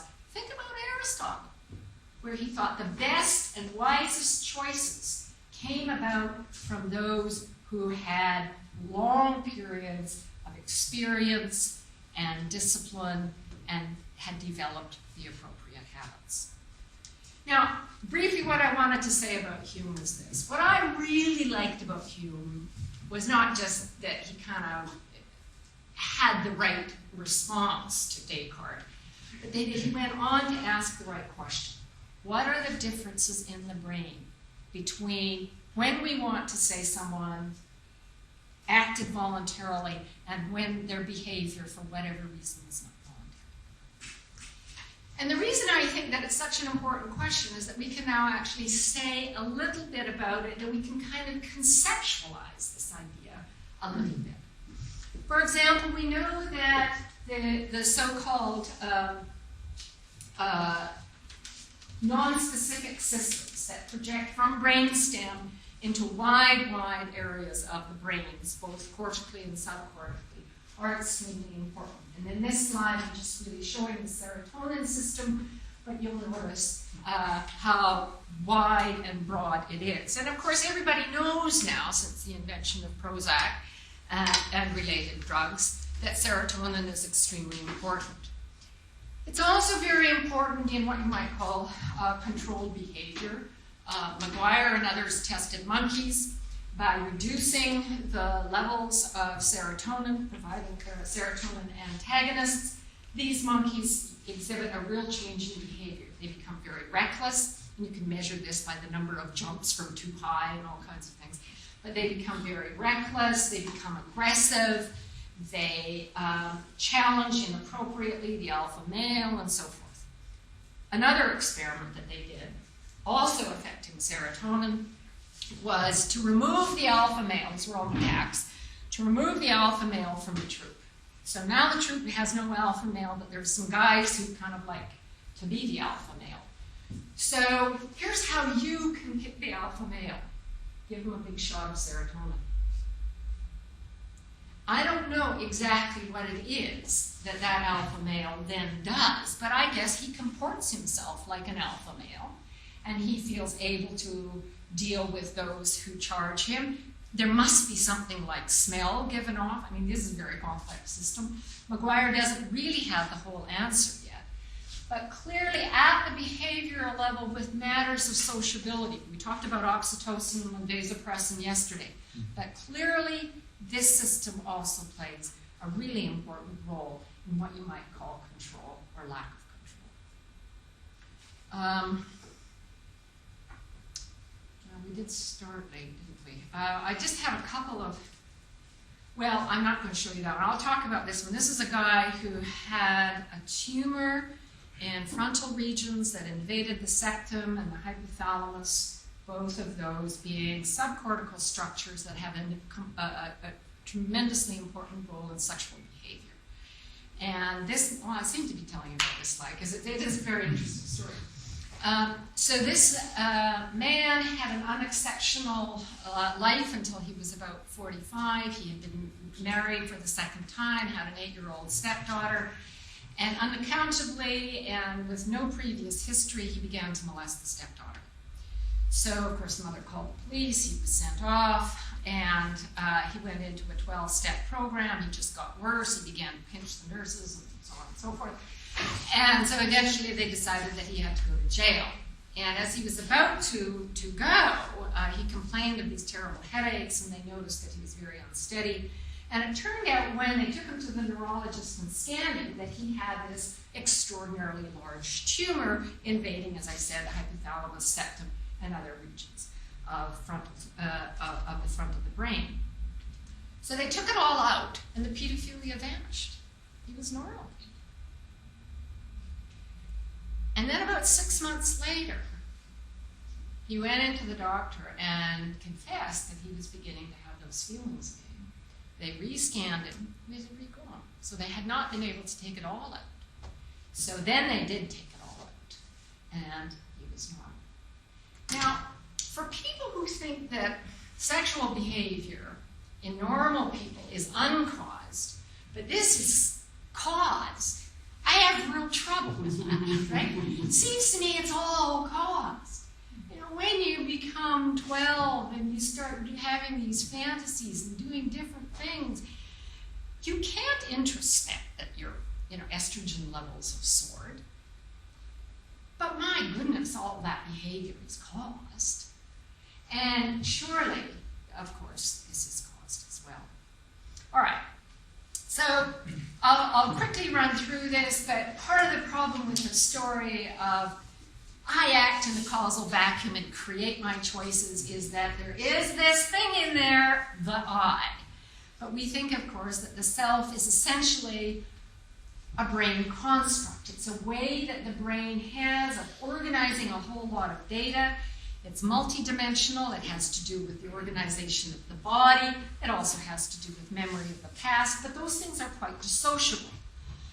And I'm just going to close actually on this. It's kind of almost another talk in itself, but a wholly new sort of hypothesis about self-representation in the brain has come about as a result of work done by an anatomist called Bud Craig. And the area of interest really is when you pull the temporal lobe and the frontal lobe apart and you look in there, what you see is the insult. And people often don't bother too much with the insula because it's inside. But it turns out that data, signals from all parts of the body pertaining to temperature, pain, joint stretch, muscle pain, any sort of joint pain, as well as autonomic signals, go up through the brainstem into the thalamus and to what he now calls the interoceptive cortex. And there is a whole representation of the entire body and all of those sort of self-relevant sensations in the anterior insula. But not quite. It's that the anterior insula on the right is sort of got the representation of the self as the world impinges on me, might hurt me, is too hot for me, and so forth. Whereas the anterior insula on the left appears to have a representation of me as a member of a group, as affiliated, as, and then it's all externally directed as opposed to internally directed for my safety.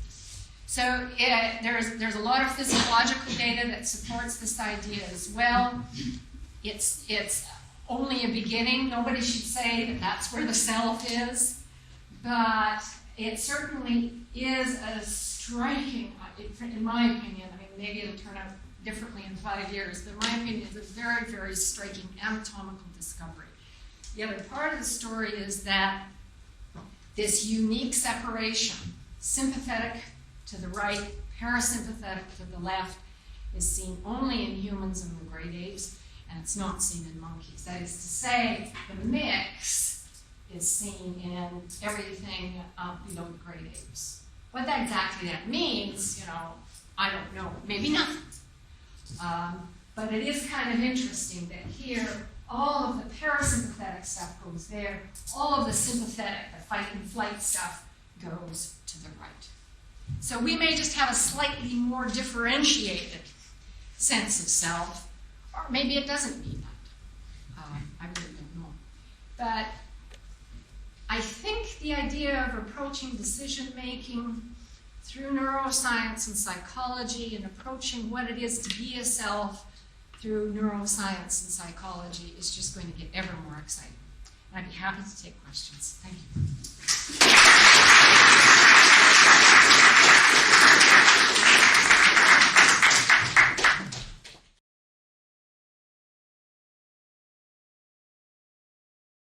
But I want to start by telling you a little bit about why I got interested in this. And the first slide sort of captures it. That, as I said yesterday, we've all known for quite some time that molecular biologists and geneticists have had a sort of how possibly story to explain human social behavior, and in particular, human cooperation and human altruism. And not just in the human case, but for other animals as well, like baboons and bonobos and wolves and various birds.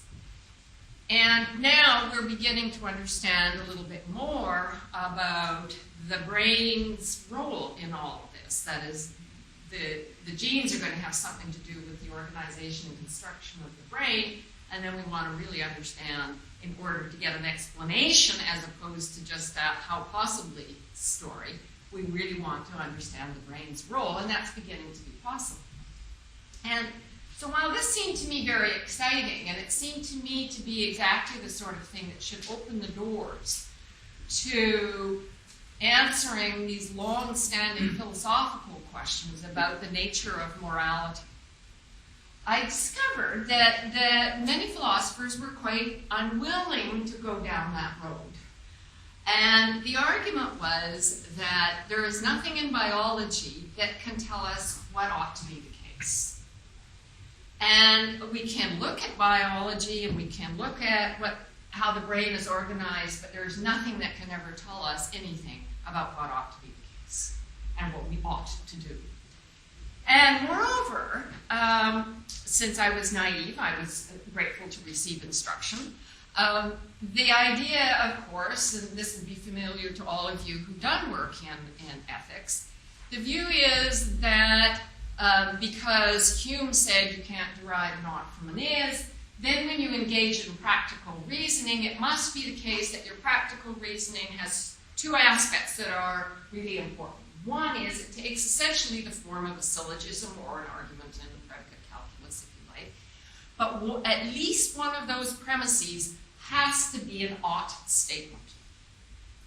Ideally, that ought statement should be a universal rule from which other ought statements can follow. And where does that ought statement come from? Well, it ought to come from reason and reflection. And the more I thought about it, the more I thought, this can't possibly be right. And so what I want to talk to you today about is how I came around to the idea that lots and lots of very wise, very sensible, practical reasoning about what we ought to do, including reasoning in the moral domain, about which I'll have most to say tomorrow, doesn't involve rules and doesn't in particular involve a rule about what we ought to do. So this is the view in a way that caused me to rethink some of these things. Then, in discussing this between me and my graduate students and with Paul, we had the following sort of thought. Hume, of course, also said that induction was unjustified because you can never get from singularities to a generality. And well, of course, many philosophers went nuts over how to deal with the fact that we, in general, do make scientific discoveries, despite the fact that induction is unjustified. It turned out that Peirce was somebody who really saw how you could go about answering Hume, but in a rather unexpected way. And basically he said, well, you use what he wanted to call abduction. And that is to say, based on your background beliefs and your background information about things, you make an hypothesis about what's the best explanation for the phenomenon involved. And one might, for example, encounter someone with a bunch of itchy red spots on his ankle. And the question is, what's the best explanation? Well, given what I've seen in the past, given that I know this individual was out without socks and without boots in the woods, I come to a hypothesis that explains the itchy spots. And my hypothesis is that he stepped in poison ivy. Inference to the best explanation. And we see those kinds of inferences quite regularly.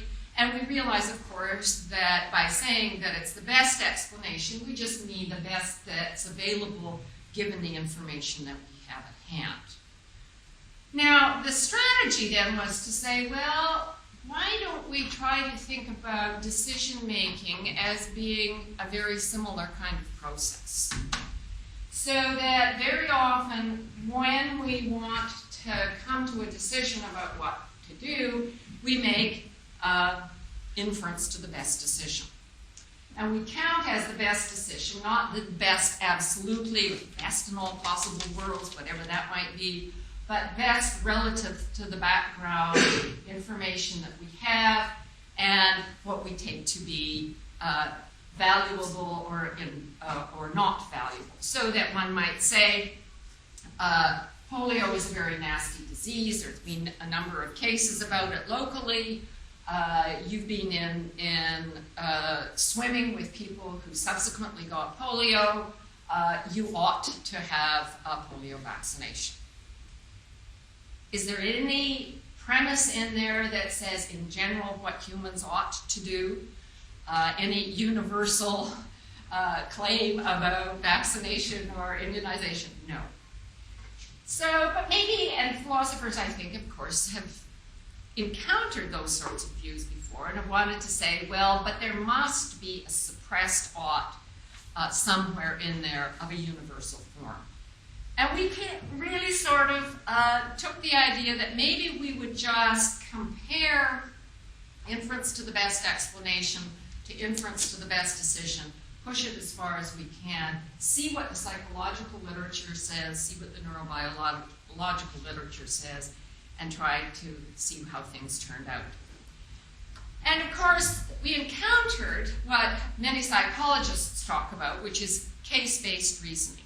And that to us looked very much like what we were talking about in the case of a practical decision about what to do. Essentially, one says, this case is like case B. This case of red itchy bumps is like a case that I saw on John Brown last year.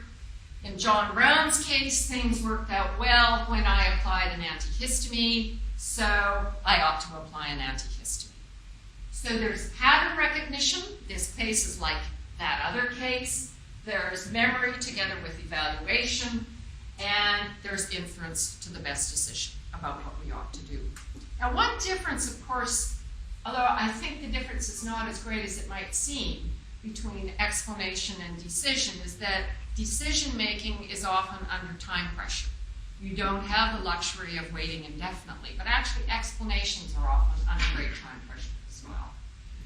Sometimes in science they're not, and we may have a tendency to think that explanations in general aren't, but often we want explanations precisely so that we can make a prediction, so that we can then make a decision.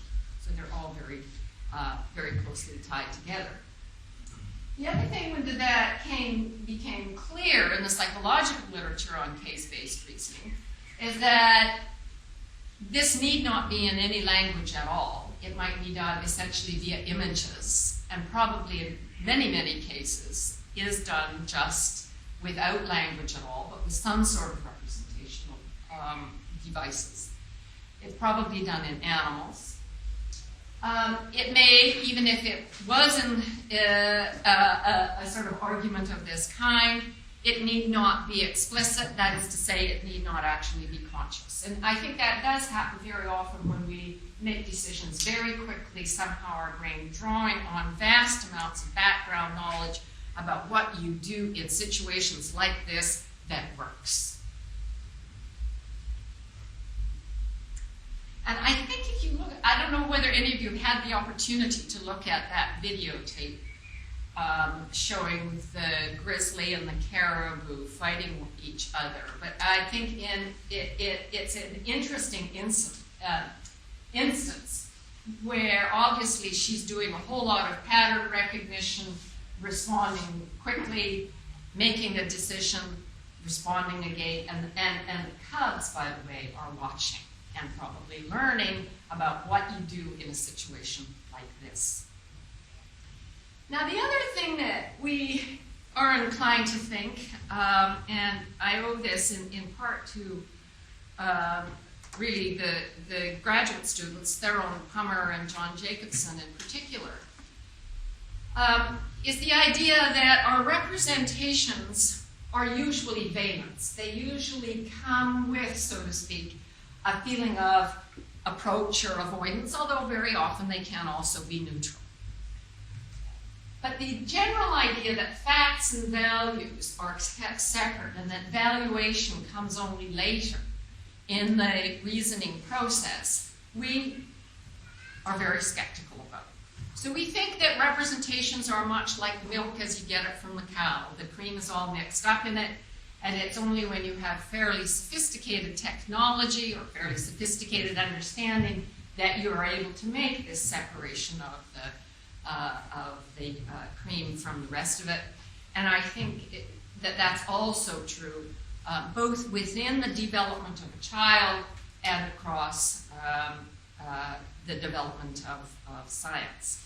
So this sort of representation is usually seen not just as an ice cream cone, but also as something you like. Not necessarily something you might want right now, but something that's appealing. Whereas something like that, especially if you've been stung, is going to be seen as something that you might be interested in, but that you're going to be careful of. And to go back to poison ivy, if you've had had poison ivy, then you might also see this not just as green leaves, but as something that causes a certain effect that you don't like. So there's going to be built into pattern recognition not just sort of surface features, but representations of causality and representations of valence. This immediately conjures up a very negative valence, and this immediately, I'm using these as social examples because I'm about to get to matters concerning sociability. This conjures up, comes with, I mean, you see it as children playing, which is a positive thing. So it isn't that there is the representation, and then the limbic system says, oh yeah, and by the way, it's nice. It's probably the case, I mean, this seems to be what we know from vision, that this very fast, first pass, 65 milliseconds representation is done. The valence is already there. The details then over the next 100 milliseconds get filled in. So by the time you actually see the representation, the other parts are already part of your representational story. And so now I want to turn to talk about how it might be the case, given what we know in neuroscience, that we can make sense of the idea that representations are valenced, and that inference to the best decision is something that does not necessarily involve rules. Now, I don't know how many of you already know the story of the voles and the story of oxytocin, but it's one of my favorite stories, so I will tell you kind of at length. Animal behaviorists have known for a very long time that there are some species that strongly bond for long periods of time, and there are other species that bond seasonally or sometimes quite promiscuously even within a season.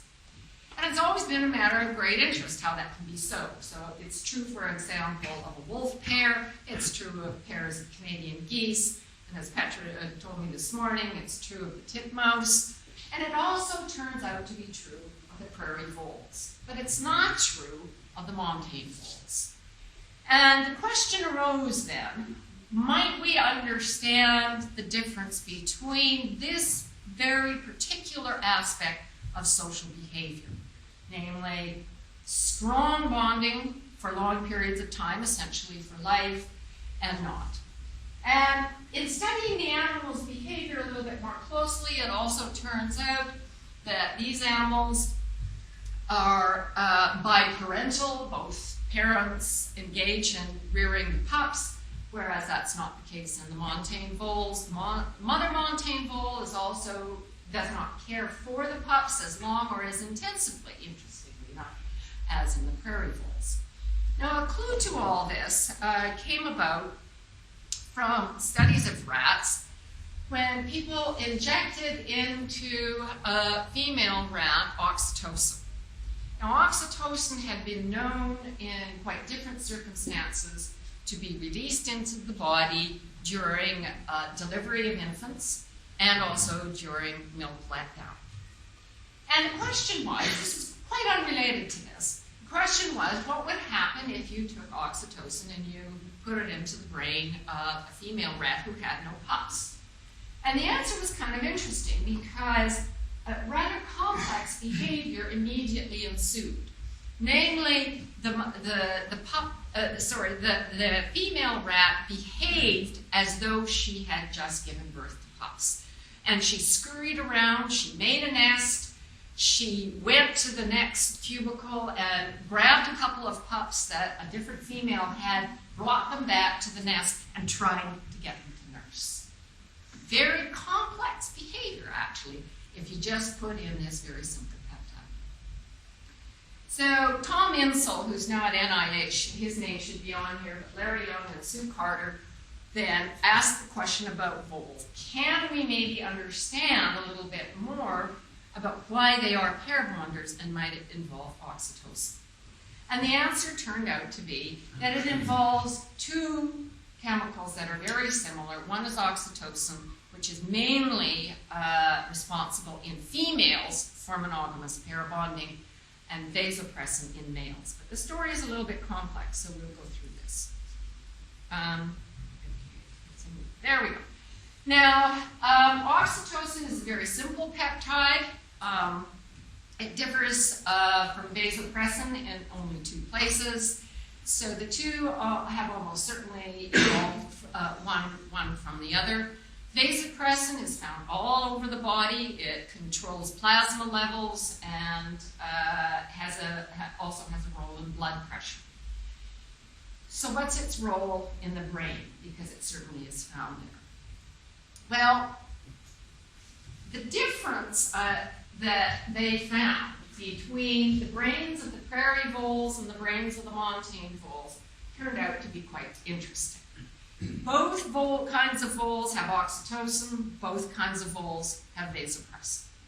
That is, the males have vasopressin in both species, the females in both species. So what's the difference? The difference turned out to be very precise. And I'll talk about males first. It was determined solely by the density of vasopressin receptors in a very specific part of the brain.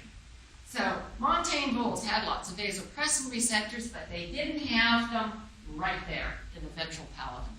And that's where the prairie voles had them in great numbers. And in females, the difference came about because they had very high densities of receptors for oxytocin in the nucleus accumbens. Now, they did all the manipulations that you can imagine. You put in antagonists to vasopressin, and the male prairie voles immediately become promiscuous. And they were able then, they had to use mice, because as you know, we know the genes of mice, but we don't really know them with voles. So they did it with voles. They put a gene from the prairie vole into a mouse. The mouse became monogamous.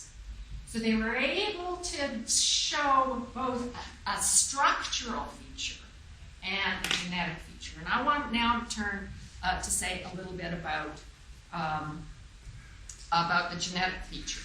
Before I say that, I should also just mention, I mean, there have been many, many related experiments that have been done on this and on humans, and I'll talk about the human data in a minute. But they produced knockout mice knocked out for oxytocin.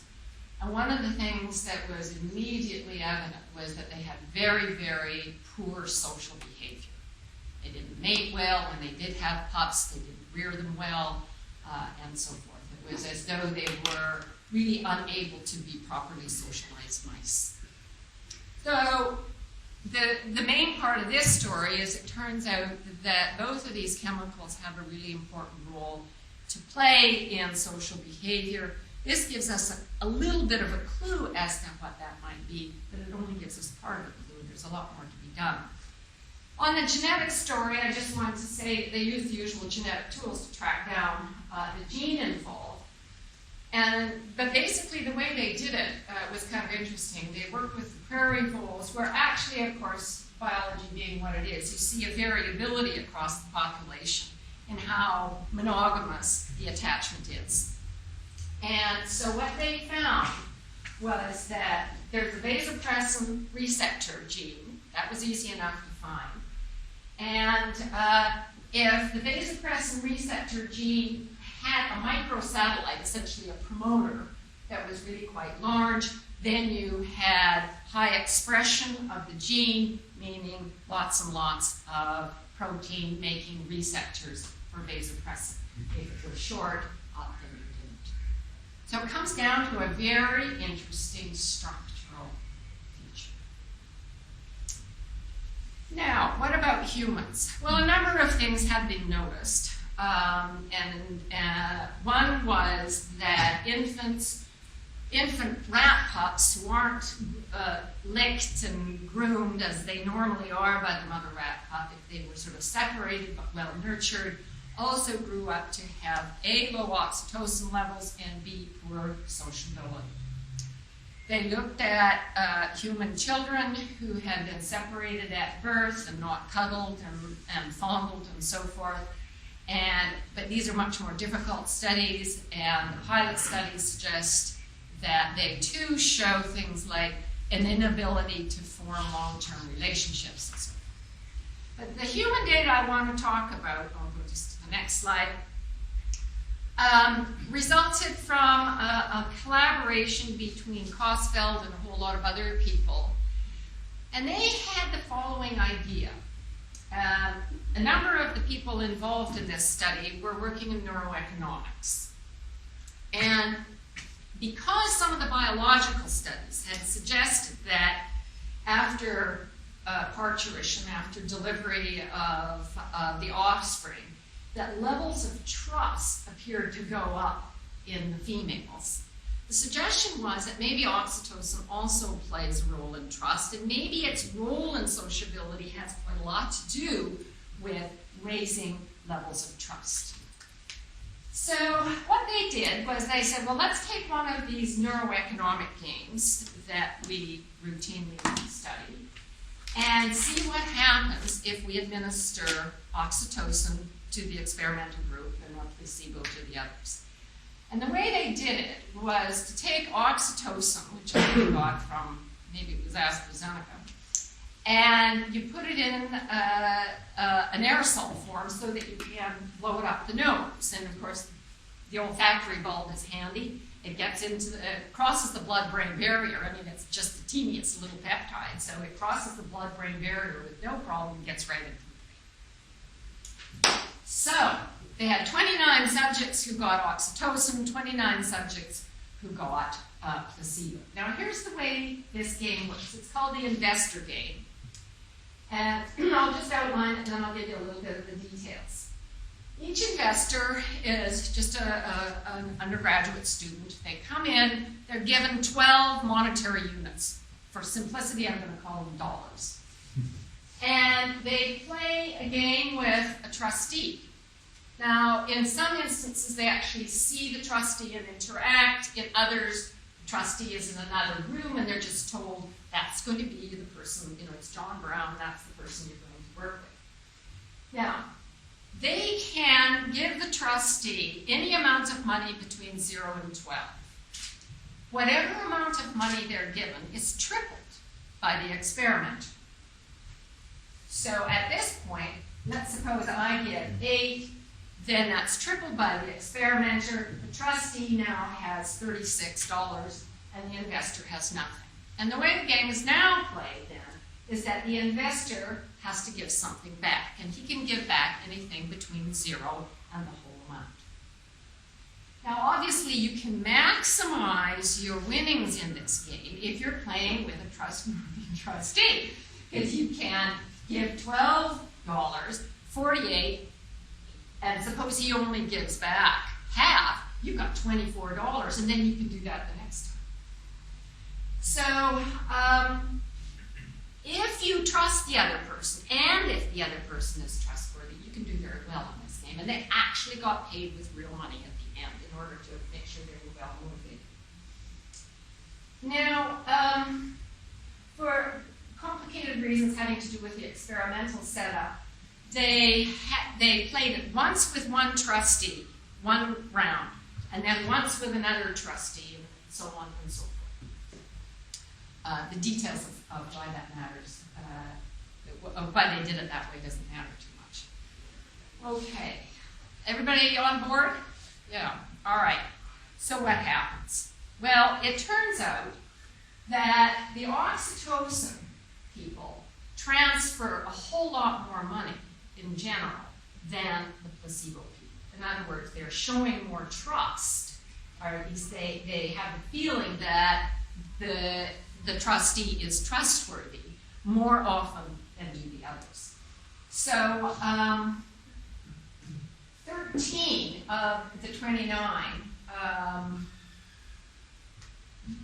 doesn't actually come up to 29, does it? When it comes up to 19. I don't know quite what happened to the others. Oh, they were in the middle. Okay, sorry.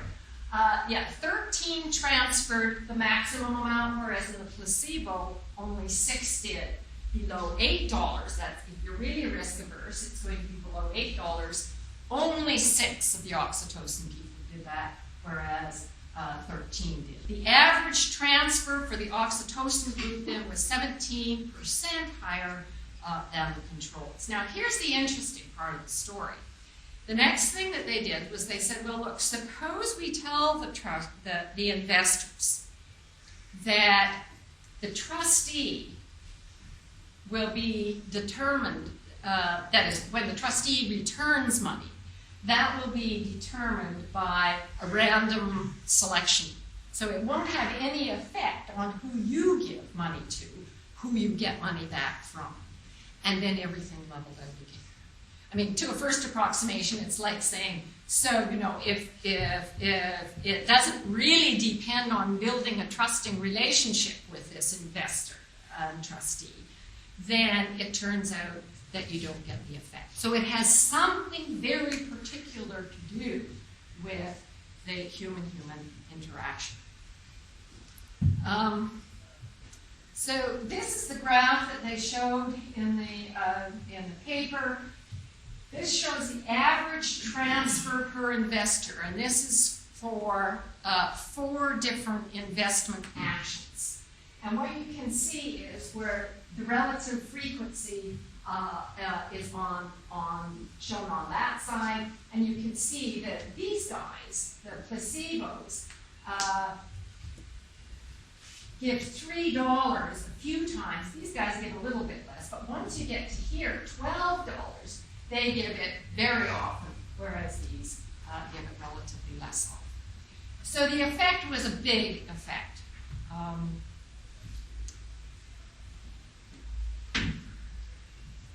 Now, what I wanted to convey in this particular slide is that there are many parts of the story about decision making, and only some of them are cortical. And some of them are going to have to do with these very important subcortical structures, like the nucleus accumbens, which seems to be shown as part of the cortex here, but it's really part of the ventral striate of the subcortical structure.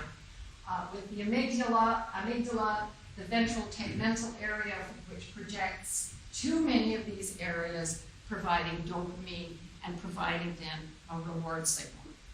Now, the people who did the work on the voles came to the conclusion, after having done both the anatomy and the physiology, that part of the way the pair bonding works is that you get this flush of vasopressin and oxytocin bound in those particular areas, the ventral pallidum and the nucleus accumbens, and there's a connection to the reward system. So there is some sort of relationship between a variety of subcortical structures and oxytocin. They also make the point that there are other chemicals that are going to be involved, including the endogenous opiates and various hormones. In fact, one observation was, I think, kind of interesting, which is the claim is that high levels of progesterone block the receptors for oxytocin.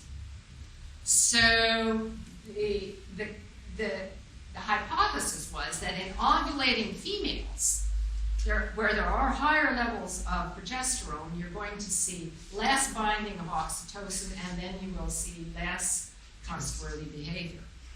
Which, from an evolutionary point of view, makes a certain amount of sense. I mean, it's during ovulation that you want to be most careful about various of your activities. All right, so given that sort of neurobiological story that's emerging about trusting behavior and sociability, and given our suspicions about the way decisions are made, we wanted to frame the hypothesis that evolution sets the brain's style of drives and emotions, that is what we value. And experience, both in the social world and in the wider world, shapes that style into very specific habits, more or less, I suppose, as Aristotle would approve of. It shapes them into specific habits and preferences using the reward system, which is why certain behaviors become very automatic, and you don't have to have it sort of conflict or wondering what it is that I should do next. The pressure on folk psychology, or you might say also on the theories in ethics that are current in philosophy comes from really three important components. Reason, evidently, is not independent of emotion and is not independent of a range of neurochemicals. Control appears to be regulated by the reward system plus various neurochemicals. Decisions are caused, and there are a range of non-conscious factors. Okay, now, I talked a little bit yesterday about Dijkstra, who's in the decision-making story, and I'll just briefly go over a different experiment today. In this particular experiment, people were given descriptions of 5 different apartments, which varied in, for example, proximity to work, floor plan, floor size, price, so on and so forth. So there were a number of different features. I think they varied along about 8 dimensions. And the task was to choose the best. And there is a uniquely correct choice, given standard people's preferences. And as I explained yesterday, you divided your subjects into 3 groups: those that choose immediately, those that choose 10 minutes after really thinking hard about the problem and paying attention to it and trying to solve it, and those that choose 10 minutes after distraction. And although I showed you data yesterday, I'll just tell you today that those in this group do far and away the best. So the hypothesis then that I'm attracted to is that there are many decisions, good, sensible, wise, practically valuable decisions, that do not appeal to rules of any kind. That many decisions are not the outcome of a practical syllogism that's formulated in language of any kind. That many decisions involve evidence accumulation, as I showed you from the Churchland lab yesterday, and they involve pattern recognition, as I described for case-based reasoning. And I just want to elaborate a little bit more on that, because I think a really other important element in this story has to do with how we understand concepts and how we understand categories. Now, it's been known since Eleanor Roche's work in the 1970s that category membership does not conform to the model of necessary and sufficient conditions for membership. That by and large, the categories we use in a day-to-day basis have a very different character and organization. They have a radial structure with a kind of prototype in the center and degrees of similarity to the prototype and to one another. So that we might say, for example, that, as many people do, that a carrot is the prototype vegetable. But having said that, we can easily say that a turnip is more similar to a carrot than it is to celery. But celery is more similar to Belgian endive than it is to a potato, and so forth. And people have great similarities across cultures, but certainly within culture, on how their conceptual spaces, to use Peter Garden for his term, how their conceptual spaces are organized. The boundaries are fuzzy. Sometimes there is no answer to the question, is parsley really a vegetable? I mean, nobody really cares. I mean, if you really care and you want to make a big deal of it, I guess you can, but by and large, you don't care. So, why is that so important? Well, for a couple of reasons. One is that similarity relations seem to be something that brains handle extremely well and that neural networks handle extremely well. And, well, actually, in the previous one, I wanted to show you that it's so wonderful that everybody, even a little kid who knows that's a carrot, knows that's a carrot. I mean, that's kind of amazing, actually, because, you know, it's obviously a person with this orange thing, little green nougat here.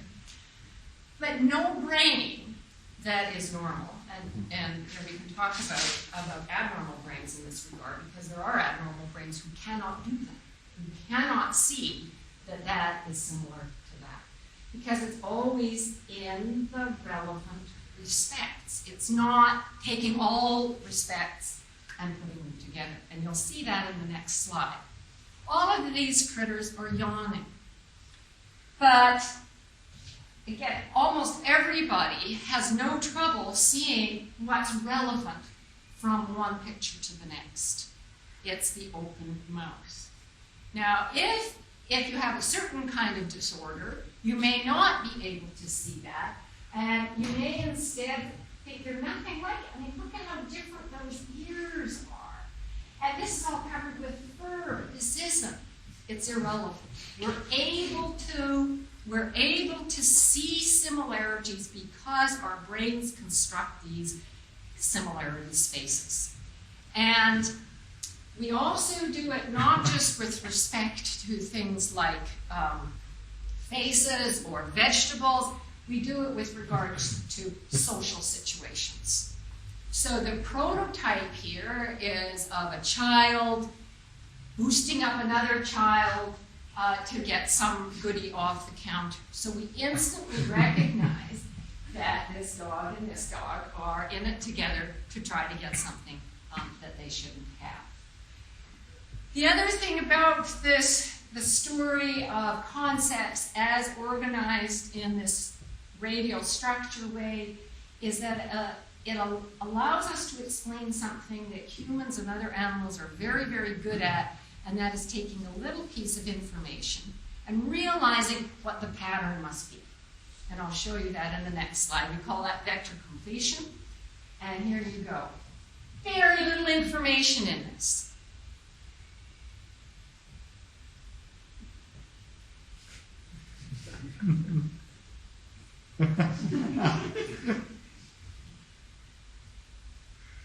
Everybody's brain is vector completing like mad. You're filling in like crazy.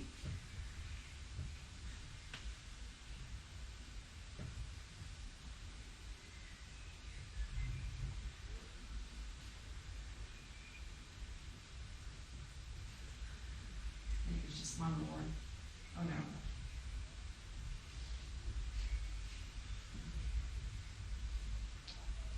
No ball there, but you practically see it. So sometimes what is important for explanation and also for decision, both inferring to the best explanation and consequently inferring to the best decision, is to find a prototype that is relevantly similar. So in the case of 9/11, what is the prototype that's relevantly similar? Is it Pearl Harbor, where one country attacked the United States with planes and bombs and declared war? Or is it perhaps the Oklahoma City bombing? Or is it perhaps neither? And it makes a big difference how you settle on that prototype. That is, on which prototype you settle. And as you know, the Bushies basically settled on this prototype and tried very hard to sell it as the prototype that best matched what actually happened. And I think even in America at this point, and even amongst many conservatives, the view that this is the right prototype has come under enormous strain. It almost certainly wasn't the right prototype, which is not to say that this one was either. It may be something else entirely. But how do you find the right prototype? Well, in part, of course, you have to know a lot. And you have to let your brain draw on all of that knowledge, but also you have to get new knowledge, especially when finding the right prototype is hard. All right. So I'm putting up this slide just to remind you, because I can't really talk in detail about it here, but Christian and Paul and others will be able to, but that is neural networks, model neural networks, we know are just whiz-bangs at generalizing from a sample to relevantly similar new instances. It's one of the things that they do easily, they do effortlessly. They do it especially easily if they have supervised learning, either by back projection or simply by reinforcement, reward and punishment, yes, no. But they will also do it by unsupervised supervised learning by just picking up on the statistics of the input. Now, that isn't to say that our brains work just like these model neural networks. Of course they don't, because this doesn't have the range of neurochemicals. It doesn't have the complexity at the level of the neuron, and so on and so forth.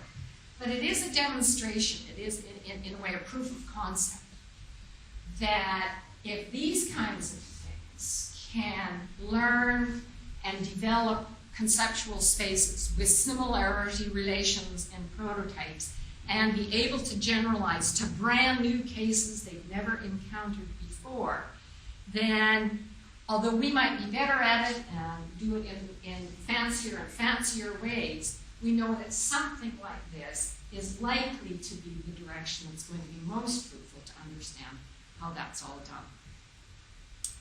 So, to conclude, we can go back then to the warning that we get from the philosophers who do ethics.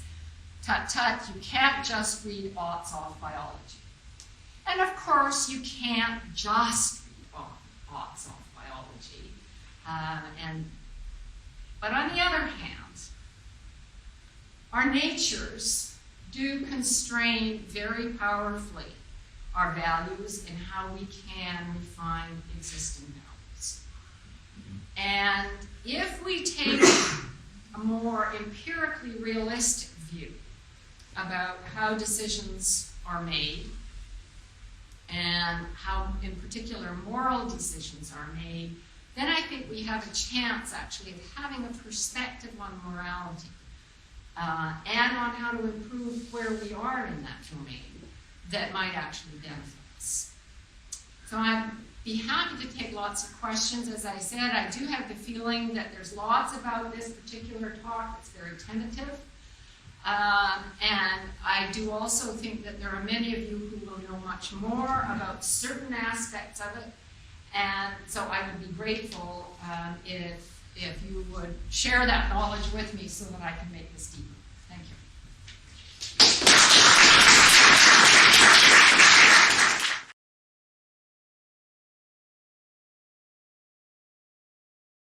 So the title of the talk that I plan to give today is called Brain-Based Values. And I realized after being here that it's actually a rather parochial title.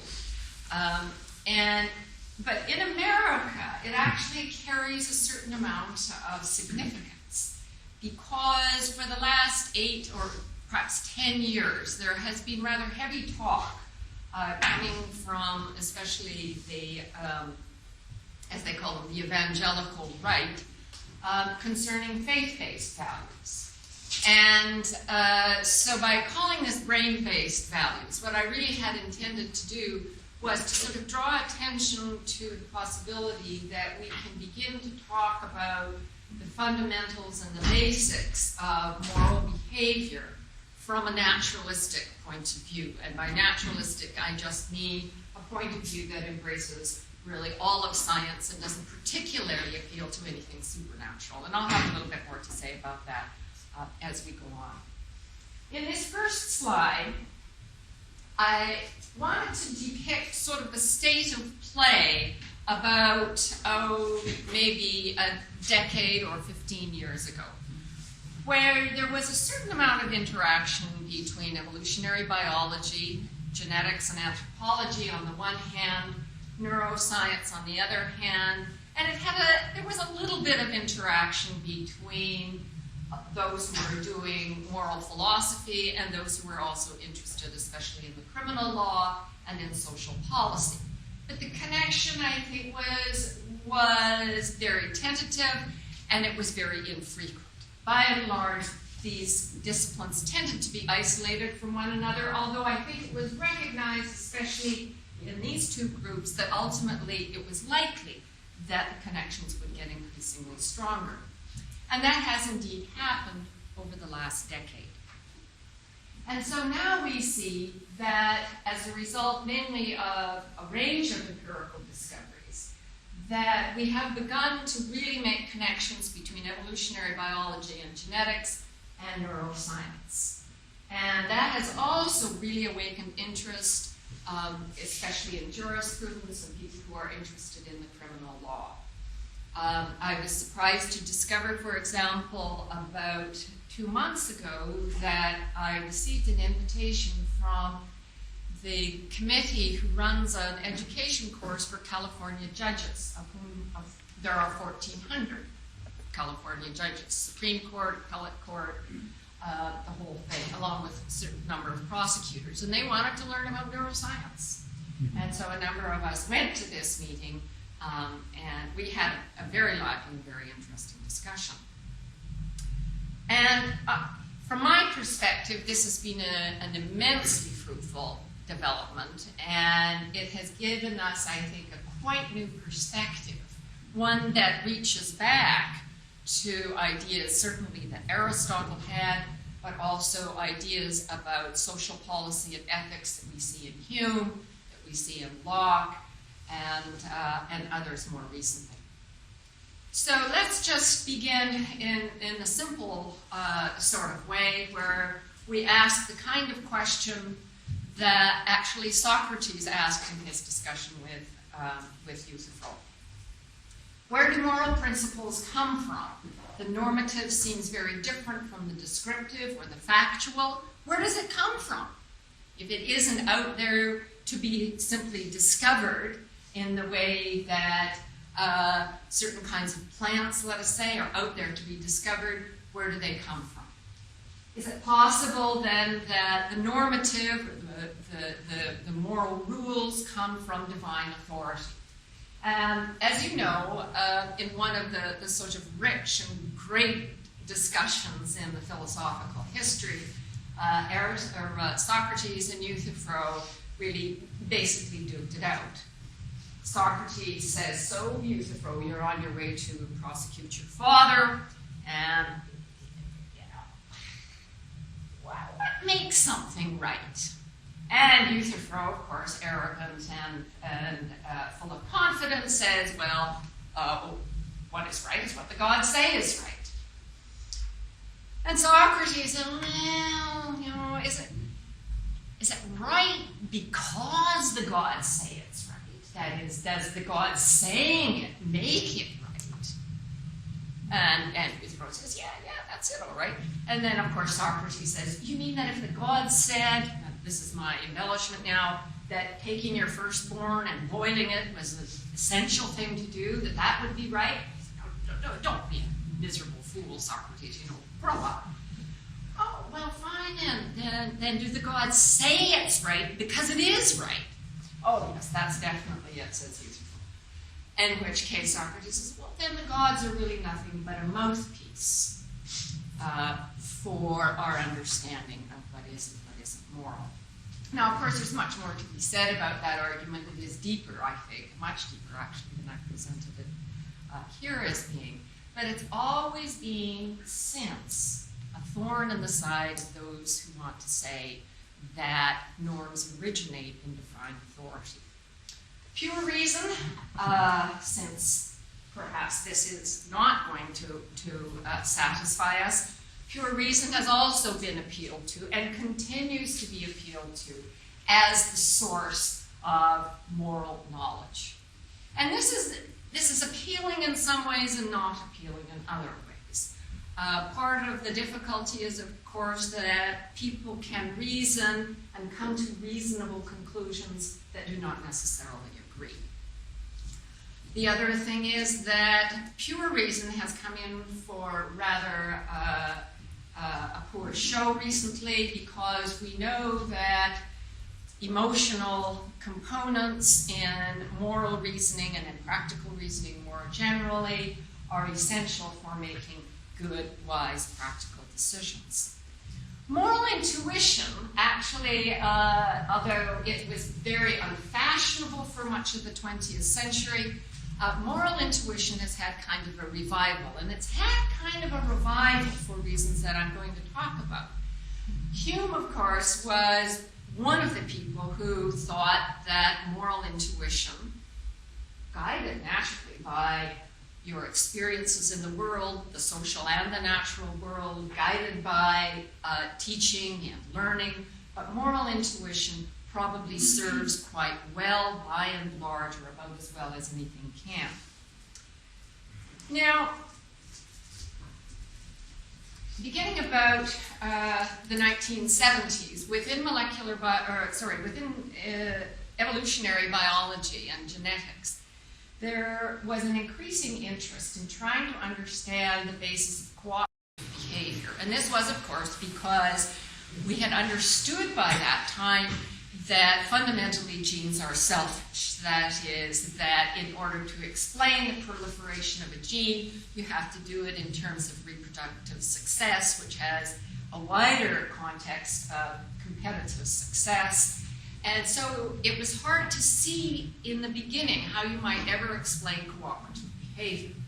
And some people, some philosophers, wanted to say, well, that's okay because we humans just have moral understanding in contrast to the animals, and it comes from the fact that we have this glorious tool called pure reason.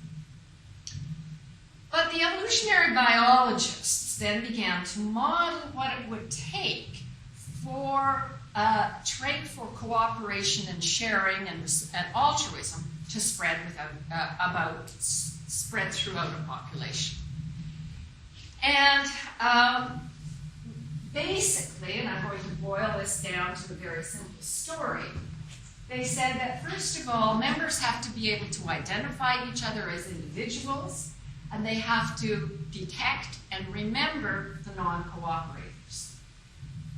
You also have to be able to detect deception, when it is that someone is pretending to cooperate, that's actually going to cheat, and you have to shun and punish the non-cooperators.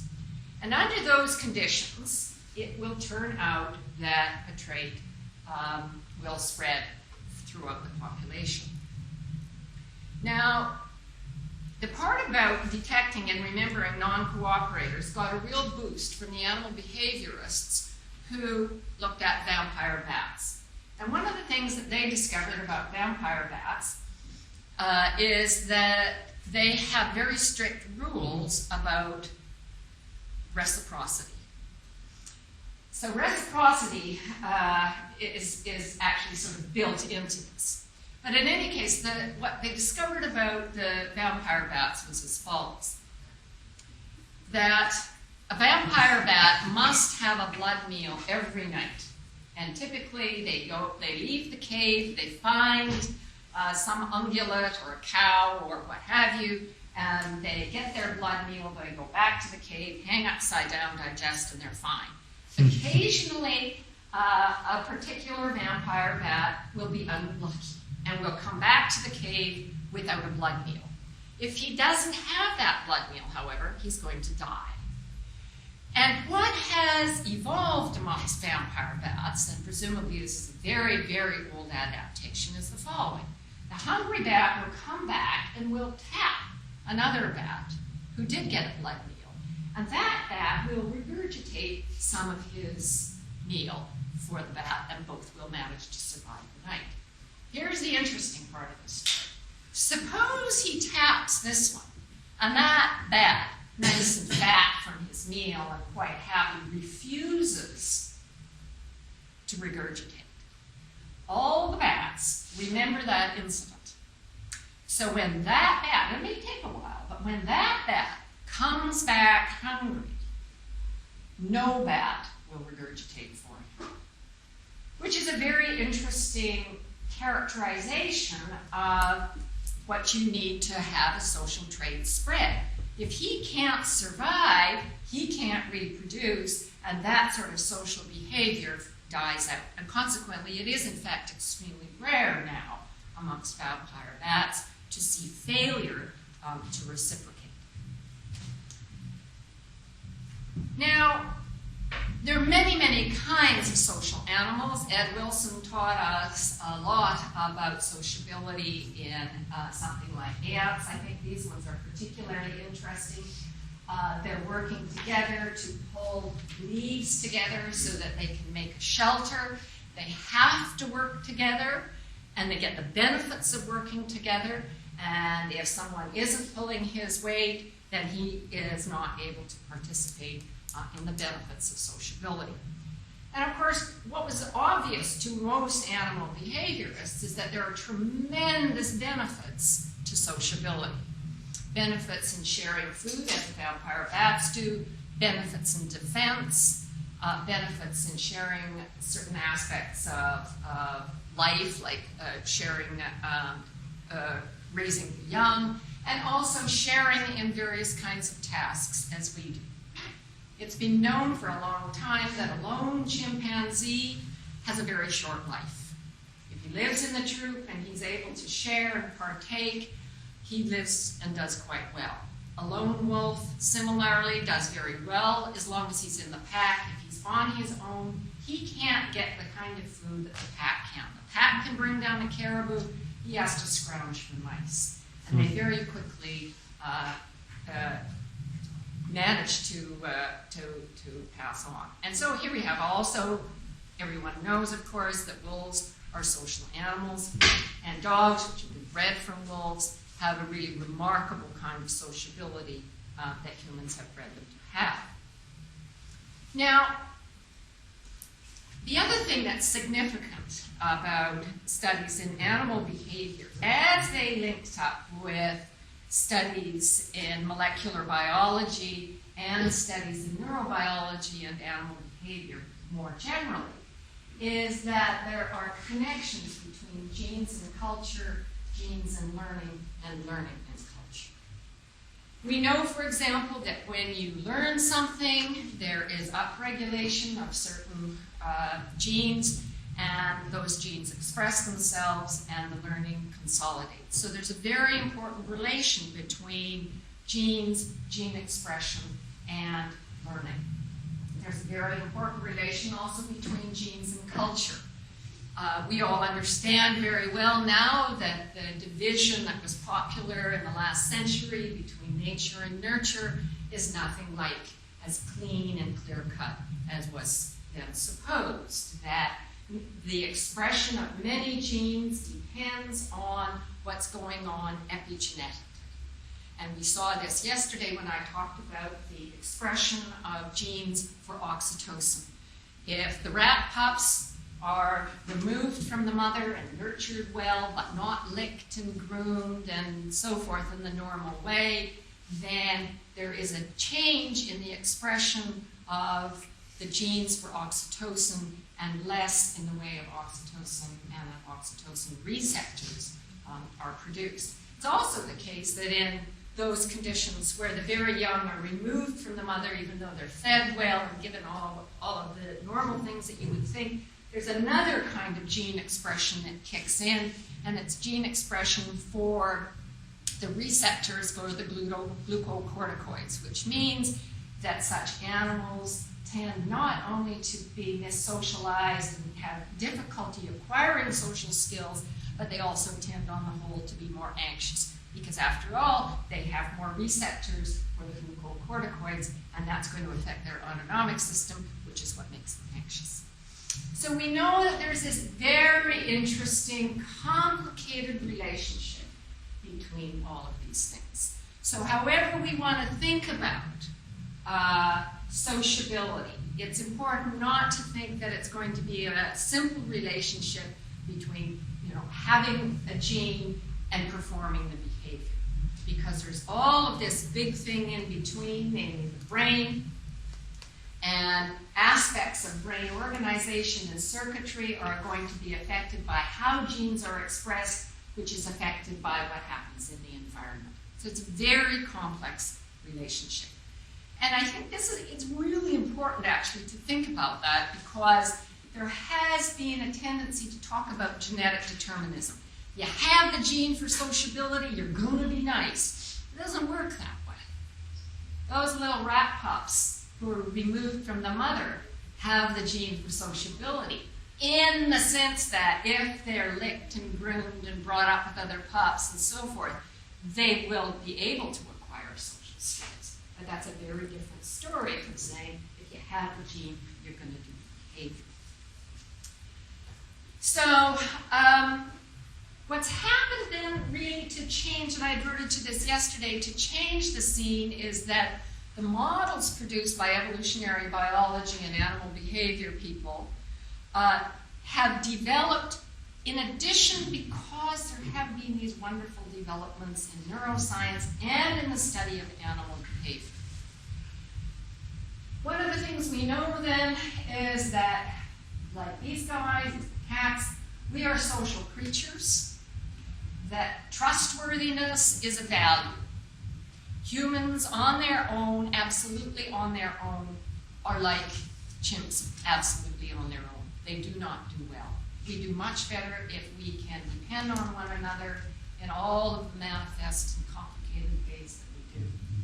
Social isolation, in other words, is a cost. It's a real cost. And you know that, in a way, intuitively, because shunning and ostracizing has always been something that is very painful for normal people. And that's why something like ostracization and exile was used as a punishment. It's very painful. And untrustworthiness, then, is a cost. And we saw from the vampire bats what kind of cost it is. Now, obviously, in the human community, the cost is reckoned in a much more complicated way. But a cost, nevertheless, it is. We know a little bit now, and this uses a slide that I also used yesterday, but we know a little bit more now about the pathways and the neurons and the neurochemicals that regulate sociability. But I want to emphasize that this is only the beginning of the story. But it's an important beginning because it opens doors for us, and doors that were not open really until very recently. Subcortical structures, including the amygdala, which is especially important for processing signals having to do with threat and fear. The nucleus accumbens, which is especially important for processing and regulating signals of reward, but also signals for punishment. And incidentally, those are context sensitive. And we can see that in rat physiological studies. Sometimes what is rewarding will, in a different context for that rat, actually be punishing, which of course makes sense. But it makes you realize that these structures are not sort of simple reflex off-on kinds of things. Other structures, the ventral tegmental area is a structure in the brainstem that produces dopamine via its neuronal projections to many, many areas. This, I believe, is the septum. Yeah, there we are, the septum. The hypothalamus is in here, but it's hard to kind of see amongst other things. These are the important subcortical structures, along with something that isn't actually shown here, and that's the basal ganglia, which it turned out, to everybody's surprise, are very, very important for processing reward signals and kind of integrating across a range of sensory and motor signals to handle the issue of reward. Exactly how this is done is not known, but it came about as a complete surprise. Everybody until Wolfram Schultz and his graduate students in about 1989, I think, thought that the basal ganglia was essentially a motor structure. And they thought so too. And they were trying to work on motor control in the basal ganglia. They couldn't get any responses out of the neuron. And somebody thought the monkey was just kind of getting bored and they better do something. They gave him an apple, and all of a sudden the neuron went brrr. And they realized for the very first time that maybe this was actually a reward-sensitive neuron, which indeed we now know the basal ganglia neurons are. Okay, so the background then is that the big missing piece of the puzzle that would take us from just so stories or how possibly stories to probably this is the way it works is the story of how the brain mediates and regulates social behavior. I just want to show this, not because I'm going to go into great detail, but because the cortex is often thought of as the thing that makes us what we really are and all the rest is just kind of there to hold the cortex up. I want to kind of indicate to you that, in my view, the cortex is interesting, but the real action is all subcortical. And the cortex can do very sophisticated things so long as these other structures are doing what they do. So this is the brain stem with a whole lot of different nuclei and pathways, and this just shows a slightly different version of it. We don't need to go into detail, but suffice it to say that there are structures in the brain stem that are acutely sensitive to things like blood pressure, temperature, plasma levels, glucose levels, oxygen levels, carbon dioxide levels.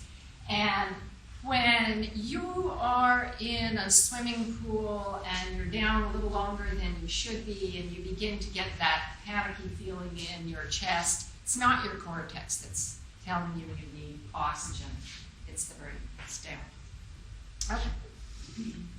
Now, Darwin actually, in The Descent of Man, made the observation that he thought that sociability, as we see it in humans, and as we see it more generally in mammals, probably had something to do with its origins. In other words, it was an extension of something that we do see kind of new with mammals, namely nursing and parental care. Turtles lay their eggs in the sand and mama's off, and the baby turtles are left to fend for themselves. Not quite so bad with alligators. They'll lay their eggs in the sand, they'll wait for them to hatch, then they'll help them into the ocean one by one. Actually, what they do is it's quite remarkable. They pick them up, these great, huge jaws with all these teeth, and they gently pick up a baby alligator and go down to the ocean, deposit it, and come back for another. But once they're in the ocean, they're on their own. Now with birds, of course, we also see nursing and parental care, but in birds we also see extraordinarily sophisticated social behavior. And I'll maybe have a chance to talk about birds later. Paul MacLean, who really was the person most responsible in the last century for drawing attention to subcortical structures that he called the limbic system, the ones I depicted earlier, made a similar point that what's new with mammals is nursing, of course, and really intensive parental care. Playful behavior, which of course has to do with learning sociability. Separation vocalization, but we also see this in birds. The parents are gone, the pup needs the parents and it will cry out. And mate attachment. And we saw yesterday a little bit about the voles, but for those of you who weren't here, I'll say a little bit more about it. So there are two particular peptides that we think are very important amongst many other neurochemicals for regulating social behavior. They're relatively simple peptides. This one is oxytocin. These are in no sense new with mammals. They're not even new with insects. Oxytocin had been known, even in the 1970s, as something that was released in the milk when the baby was nursing. It had also been known to be important for the contractions that are necessary in the uterus for delivery and the contractions necessary in mammary tissue for release of the milk. But it turns out that something else happens in this situation, and that is in the infant's brain, in this warm, comforting, cuddling situation, oxytocin is released, and the genes for making oxytocin receptors are expressed, and similarly in the case of the mother. Big chemical changes. It also appears to be the case that when animals groom each other, and of course grooming is extremely important for animals who live in hot places and who have pelts because they get all kinds of parasites. Oxytocin is released both in the groomee and in the groomer. They both get quite a lot out of it. We used to think that for the groomer was a cost. Turns out, actually, to everybody's surprise, that the groomer feels really good about this whole business. Now, just briefly to recapitulate yesterday, there are two kinds of voles. Prairie voles are monogamous pair bonders and are biparental. Montane voles are promiscuous bonders and are monoparental. The brains differ in important respects, and the brains differ precisely with regard to receptors for those peptides, vasopressin and oxytocin. In the female prairie vole, the nucleus accumbens contains a much higher density of receptors for oxytocin. So when she has that first mating with her chap, with her prairie vole, she gets this flood of oxytocin which binds to the nucleus accumbens, which is part of the reward system. So she not only feels great, but next time she even sees him, she feels great. She feels desirous. And in the male, in a region, again subcortical, called the ventral pallidum, there is a much higher density of receptors for vasopressin. So it's kind of the mirror image, but in a different part of the brain. And he feels bonded to her. And the other thing is that they will both defend the nest against any kind of intruders. She will also defend him against other females that are interested, and vice versa. It's quite interesting. Although it actually, so we all thought for pretty much until a couple of months ago, I guess, that because they are monogamous pair bonders, meaning that they bond for life, so if you follow them year after year after year, and they don't live that long, but they're always together. But actually, there is a certain amount of philandering, because other pups in the community will end up carrying some of this guy's genes. So it turns out that monogamous pair bonding, and this is probably true of humans also, is actually consistent with a certain amount of sexual activity outside the bond, but they nevertheless bond mainly for life. But that's not because we're cool in here, is it? Okay. Oh, I see. Yes, of course, the prince. All right, and as I explained yesterday, the genes for this have been found, and we know what regulates expression of the genes, and the story is beginning to really fall into place.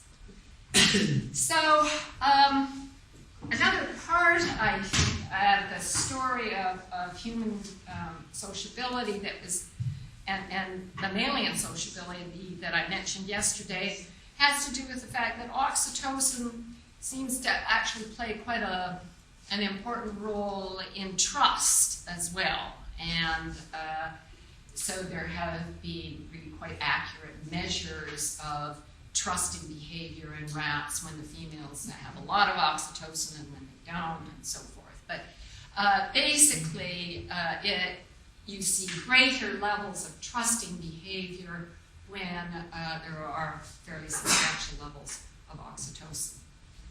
So it looks like there's great benefits from living in social groups, but that there are certain costs, and some of the costs mean that you have to help others when you might prefer not to, but that it's definitely in your long-term interest to do so, although you probably don't calculate that. Right? You're just built that way. So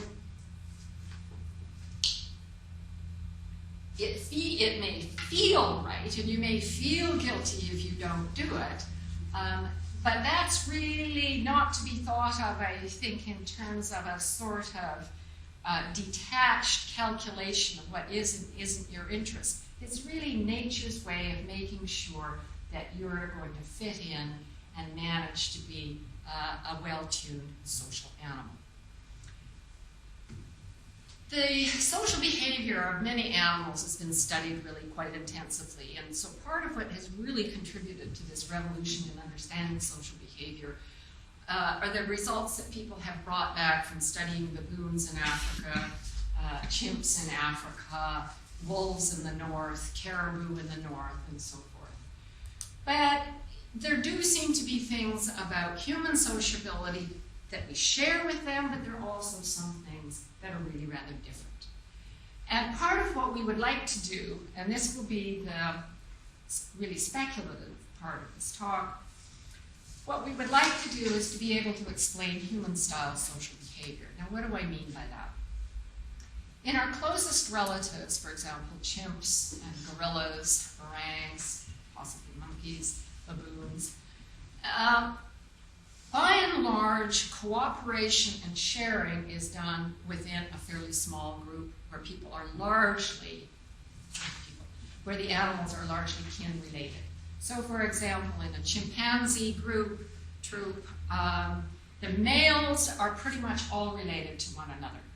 The young females leave and join a new troop, and other females come in and join this troop. But the males are by and large pretty much related to each other. And so, using the basic biological models, kin selection, and how kin select, helping my kin actually helps my genes, we can understand that, and it makes perfectly good biological sense. But humans also do something else, and that is they help perfect strangers. They sometimes help people who they will never see and have no expectation of any kind of reciprocity, who are not even part of the group. For example, lots of people give blood. It's not a huge sacrifice. On the other hand, it is an inconvenience. It is a cost. And you will almost certainly never see the person who will benefit from this particular gift. We also tend to feel almost automatically, without thinking about it, that if an unknown child is in trouble or lying face down in a pool, we would always take it out. It's not true with chimpanzees and baboons. So one of the big questions then has been, what is it about sociability in humans that is a little bit different? And I'm going to argue that there are a number of pieces of the puzzle, and at first they're not going to seem related. But my job will be to try to argue how they're related and why it brings us a little bit closer to understanding human social behavior. The first piece of the puzzle I owe to evolutionary biologist Sam Bowl, who has designed models based on data about what we do know about Aboriginal groups, to show that altruism and lethal intergroup competition almost certainly co-evolved. Now that's a kind of surprise if it's true, but of course he only has a model of how that might be true. The data on Aboriginal people is also similar in really surprising and interesting ways to the data on chimpanzee troops. And here are the data. Chimpanzee troops, especially when they reach a certain size, and you've got all these males who are kin related, and they are on the border of the territory of another group, and this has been demonstrated now many times in many different groups, will do the following. They're doing quite well, and of an evening the males will very quietly get together and wander quietly off in a completely distinct way from what they do when they are going hunting a monkey, for example. And then they kind of congregate, and they go, this is work all done by Richard Wrangham at Harvard. They go to the border of the territory, and they try to find a lone chimp from the neighboring troop, and then they kill it. They often do it in the most brutal way imaginable. They bite, they kick, they could kill it quickly, they don't. Sometimes a female or two will come along and watch, cheer from the sideline. And sometimes they will just rip great chunks of flesh out and then leave it to die. Sometimes they kill it, but they often just leave it to die. And so there's a lot of kicking, and of course they've got very sharp teeth, and it's a very nasty business. And then they do it again the next night. And eventually, in the troop that Wrangham was studying, they managed to kill all of the chimps in the neighboring troop.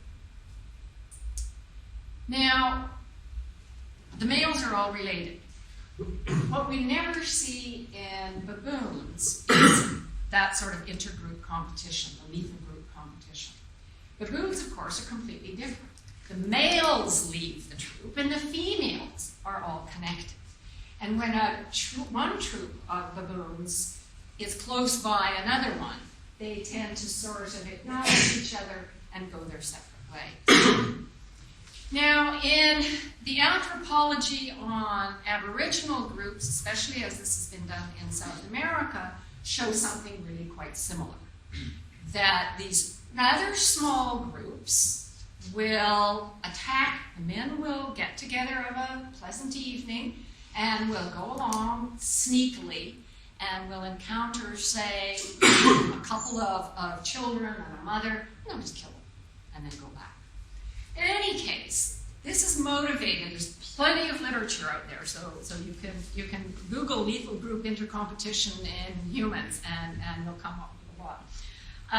This motivated Bowles to think that it may have been in the ancestral tradition that there was a lot of lethal intergroup competition, not unlike what we see in the Pan-troglodytes.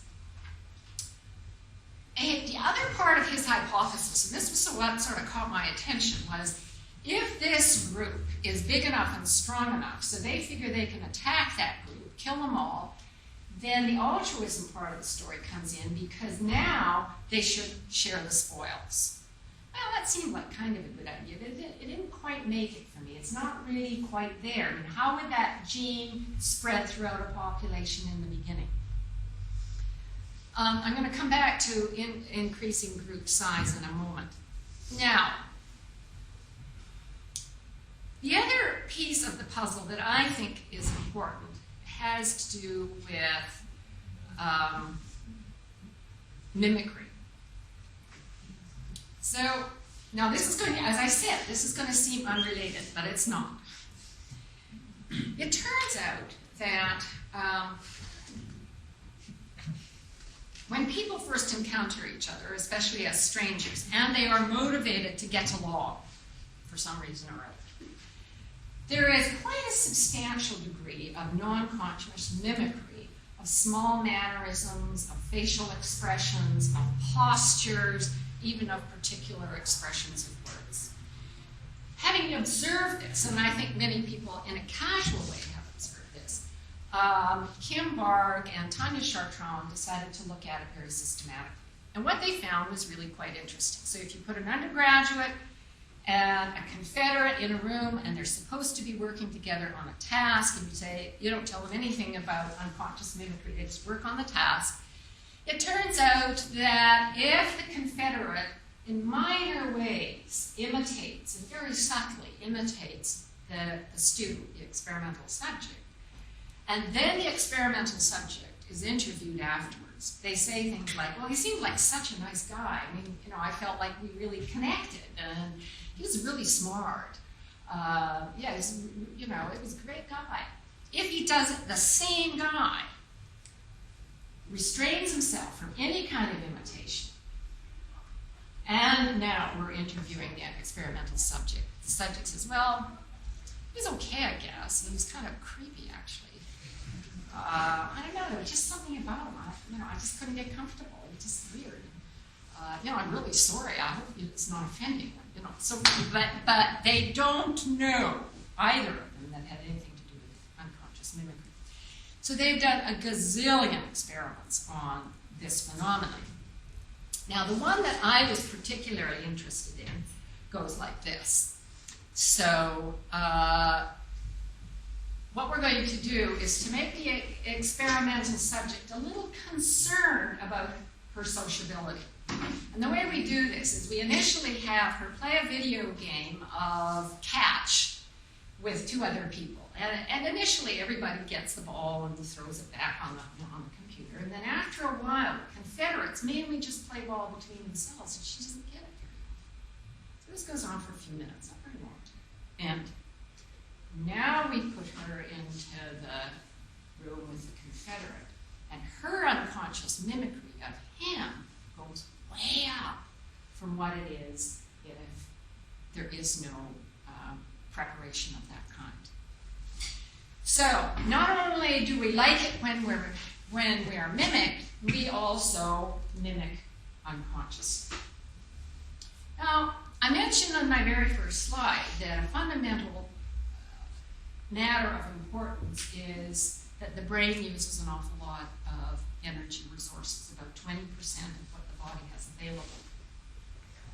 And what we do know about brains is they don't expend energy uselessly. So what we have to ask is, what's that good for, all that unconscious mimicry? Now, what Churchland and Borg and others have said is, well, it helps affiliation. Why does it help affiliation? Why do we socially affiliate? In other words, why do I like it if we're in a room and you mimic me? What is that for? Why does my nucleus accumbens care? Now, my answer is this. Now, this is going to be another sort of separate component, but you'll see in a moment, they're all going to come together. Consider, let's go back to what we think is the origin of mammalian sociability, infant mother. And one of the things that all parents do, and they can't help it, is they love it when their child imitates them. You smile, and the first time that infant smiles, you just get this. And so on. Now, why is that? Why do we like that? Why do we care that our infant waves when we wave, or smiles when we smile, or says, why do we care that? Now, it looks like the chimps care, although in actual fact, we were talking about this, but it's not clear how much they care, because I don't think it's been studied as well as it might have been. But we really care. And here's my hypothesis about why we care. Imitation is the best predictor you've got that you're talking about, that you're dealing with a normal social brain. It's normal with respect to its mirror neurons that can assess my goals and so forth. And it's normal with respect to all of those critical subcortical structures. If you've got an infant that cannot imitate, that's not interested in imitating, won't imitate, it's the best predictor you've got that this may be a bad investment, to put it in biological terms. And in the ancestral condition, bear in mind, when life is very, very hard and you're living on the knife edge, issues of investment make a big difference. So I think, although I didn't talk about mirror neurons yesterday, maybe I should just say a little bit about them now. It's a kind of misnomer, but since everybody uses it, I'll use it too. The group in the Rizzolotti lab discovered about 10 years ago that there are certain neurons that have the following property, that they are tuned, that is, they get very active when they see you make a particular action, but also when I make that particular action. Now, this was kind of a surprise because hitherto we had seen neurons that respond visually and others that respond to my motor action, but not ones that do both. The hypothesis, and this has not yet been determined, so, be cautious about it. The hypothesis is that when I see you do something, like, that part of what happens is that my motor system kind of simulates that. In fact, in some cases, you may actually copy it. And that allows me to assess what you feel and to predict what you will do, because I can get information about what I will do.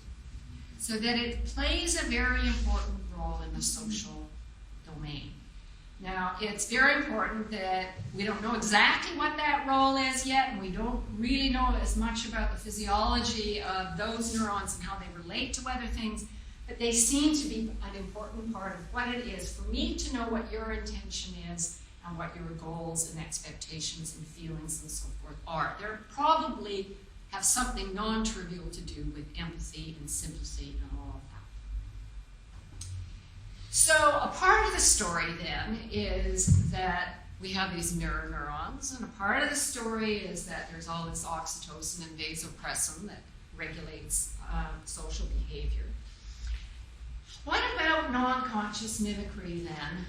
What about mimicry between strangers? Why do we like that? Well, I think that the basic way to understand it is something like this. suppose that I want to join your troop. And let's suppose that you're a bit like the chimps, and it's the females who leave their troop, and the males in this troop are by and large interconnected. So I want to join your troop, but suppose this male also wants to join your troop. Now you're interested in having me join the troop because there's babies. What about him? He wants to join. Well, suppose that what he does is kind of behave just like you. Why would you like that? Well, for the same reason that parrots like an imitative infant. It's the best prediction you've got that he's a normal brain, that he's not going to run amok and do terrible things. And also, if we then go into an interaction where he gets a lot of oxytocin and I get a lot of oxytocin, it's like he's an honorary brother. He's honorary kin. And suddenly, these two guys have a bond. Well, what good is that? Well, it's good for this guy because he doesn't want to be a loner. But it may also, and now we get back to voles, it may also be good for the group. Because if he's big and strong and he's loyally bound, he's like my brother, he can help in the lethal intergroup interactions. We're more likely to be successful if we accept outside males into the group who are strong and can fight and who will be intensely loyal, and we can measure that by seeing whether or not they fit in. And whether or not they fit in is going to be a function of whether or not they have the appropriate social brains. I grew up in a very small town, and occasionally a little farming village, and occasionally somebody would come into the village that nobody knew. And I'm probably embellishing my memory here, but what I do remember is that sometimes these people would interact quite well, and they would be given work and accepted into the village. And other people, somehow, people would say, don't get too friendly with him, he's weird. And then he would be on his merry old way. And I like to, when I've been thinking about this particular problem, I was remembering those people in the village sort of assessing, is this person going to work out? And wondering exactly, what they were using. And I think that these imitative behaviors where there's lots of eye contact and smiling and similarity of body movement, the brain does like those because they are predictive of this will be a good bonding member in the group. Now, once you get larger groups, then you, of course, are able to win in these lethal intergroup competitions. What's in it for the kin as well as the non-kin, and Wallace is right about this, is that we all share the spoils, kin and non-kin alike. Now, when I tried this out on Peter Gardenforth, his question was, then why not chimps? Now, I think that, if I can just go back to this one, increasing group size via immigration. I think, but this is the part that I'm really not sure of, and I now have to go back and rethink it by looking at what the literature says. But what I recall is that the hypotheses about early hominids was that with the change of weather in Africa, many of them had to leave the deeply forested areas and went into the savanna. And amongst other things, what happened was their eating habits changed enormously and the groups got larger. And you can imagine that if what you are is a migratory group, you can handle a larger number of members than if you are like the chimps, where basically they don't get beyond a certain troop size of about 15 to 20. That's pretty much it. It's been like that since anybody ever observed them, and they stay like that. They don't amalgamate. Humans do. All right. So my hypothesis here then is that imitation in affiliative behavior, and some of it might be overt, and some of it might not. but it predicts a normal social brain. And if we are as intensely social and need each other as much as this story suggests, then predicting whether or not someone has a normal social brain is extremely important. I remember, actually, this is kind of an interesting story. I knew, I guess he was actually a Cree Indian who had been up in the very far north in an Inuit village. And somehow one of the Inuit, who was a good, strong, normal, social person, was bitten by a rabid dog and became, of course, very ill and very crazy and very, very dangerous. And they killed him. Can you explain the word kith? I don't know what it means. Okay. The kith are the the kith are the non-kin members of your group. Okay. Yeah, right. So you and I, if we're, we'd be kith, right? But we're not kin. Yes, sorry about that. Yeah, kith and kin. Hey, is that a Scottish word, Paul? Yeah, probably is. Okay. Yeah, thank you. Yeah, please do if anything is obscure, and there probably certainly will be things. So, in new members, then, imitative behavior predicts you've got a normal social brain.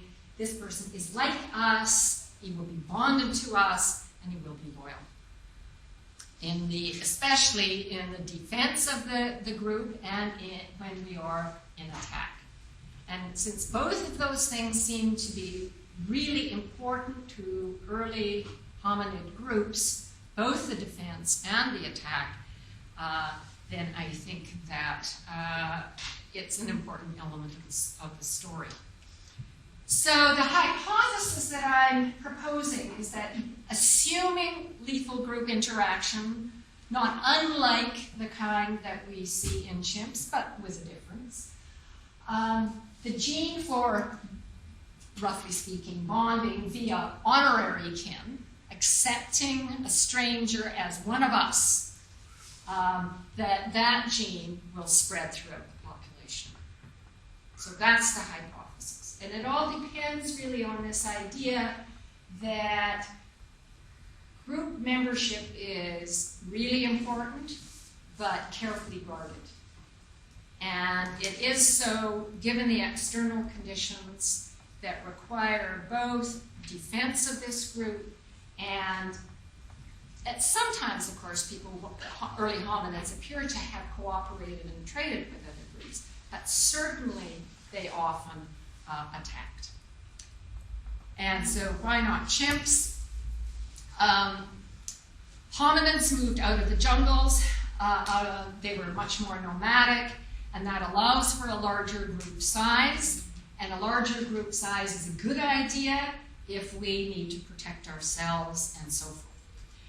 And you could sustain larger groups, especially also if you had tool development, and there is reason to think that there was, of course, early tool development for digging roots, but then there were other kinds of tool development as well.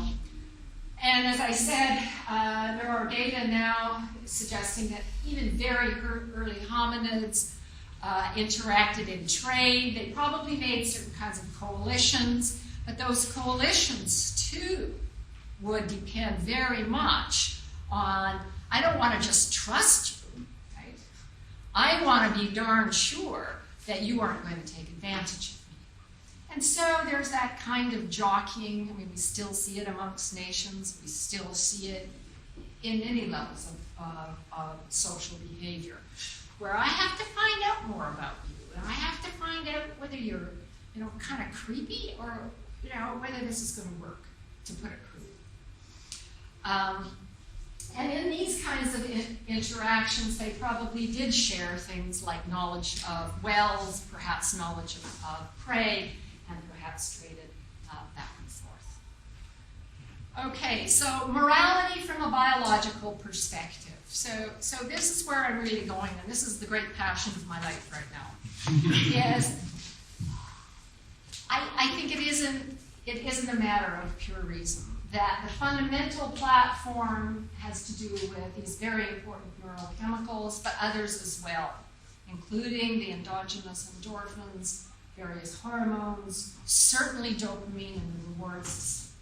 And of course, the reward system, about which we know such a teeny tiny fragment that it's one of the great exciting frontiers for neuroscience and psychology right now. It almost certainly uses mirror neurons, although in autism it has been shown that the mirror neuron, as they say, system is not normal. That's almost certainly, as it were, a side effect of a much deeper cause, but Petra is the one who knows more about that than I do. Morality almost certainly involves bonding using unconscious imitation. And the bonding between unrelated males, as we know from many, many war stories, can be extremely strong, extremely intense. They're very, very loyal to each other.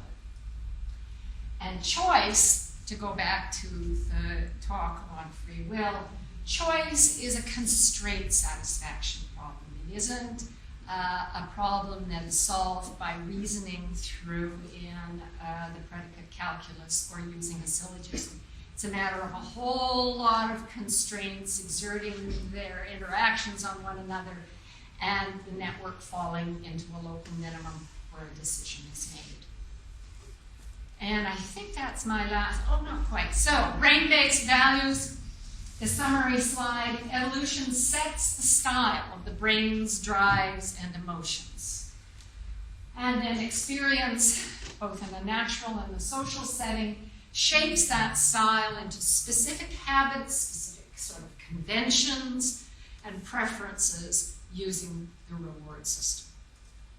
So if you have been raised in a family where, you were frowned upon for licking your knife, or you were smacked for licking your knife at the dinner table, and when you see someone lick their knife, you just have that feeling, oh,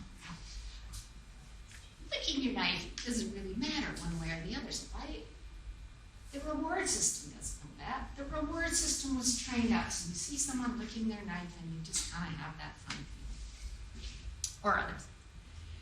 Okay, well, I talked about rules yesterday, so I'm just going to make this the last slide. And I would be grateful if you would either augment the story, because I think there's an awful lot. This is covering a huge amount of ground, and there's a lot I don't know, and I'm eager to know what you know.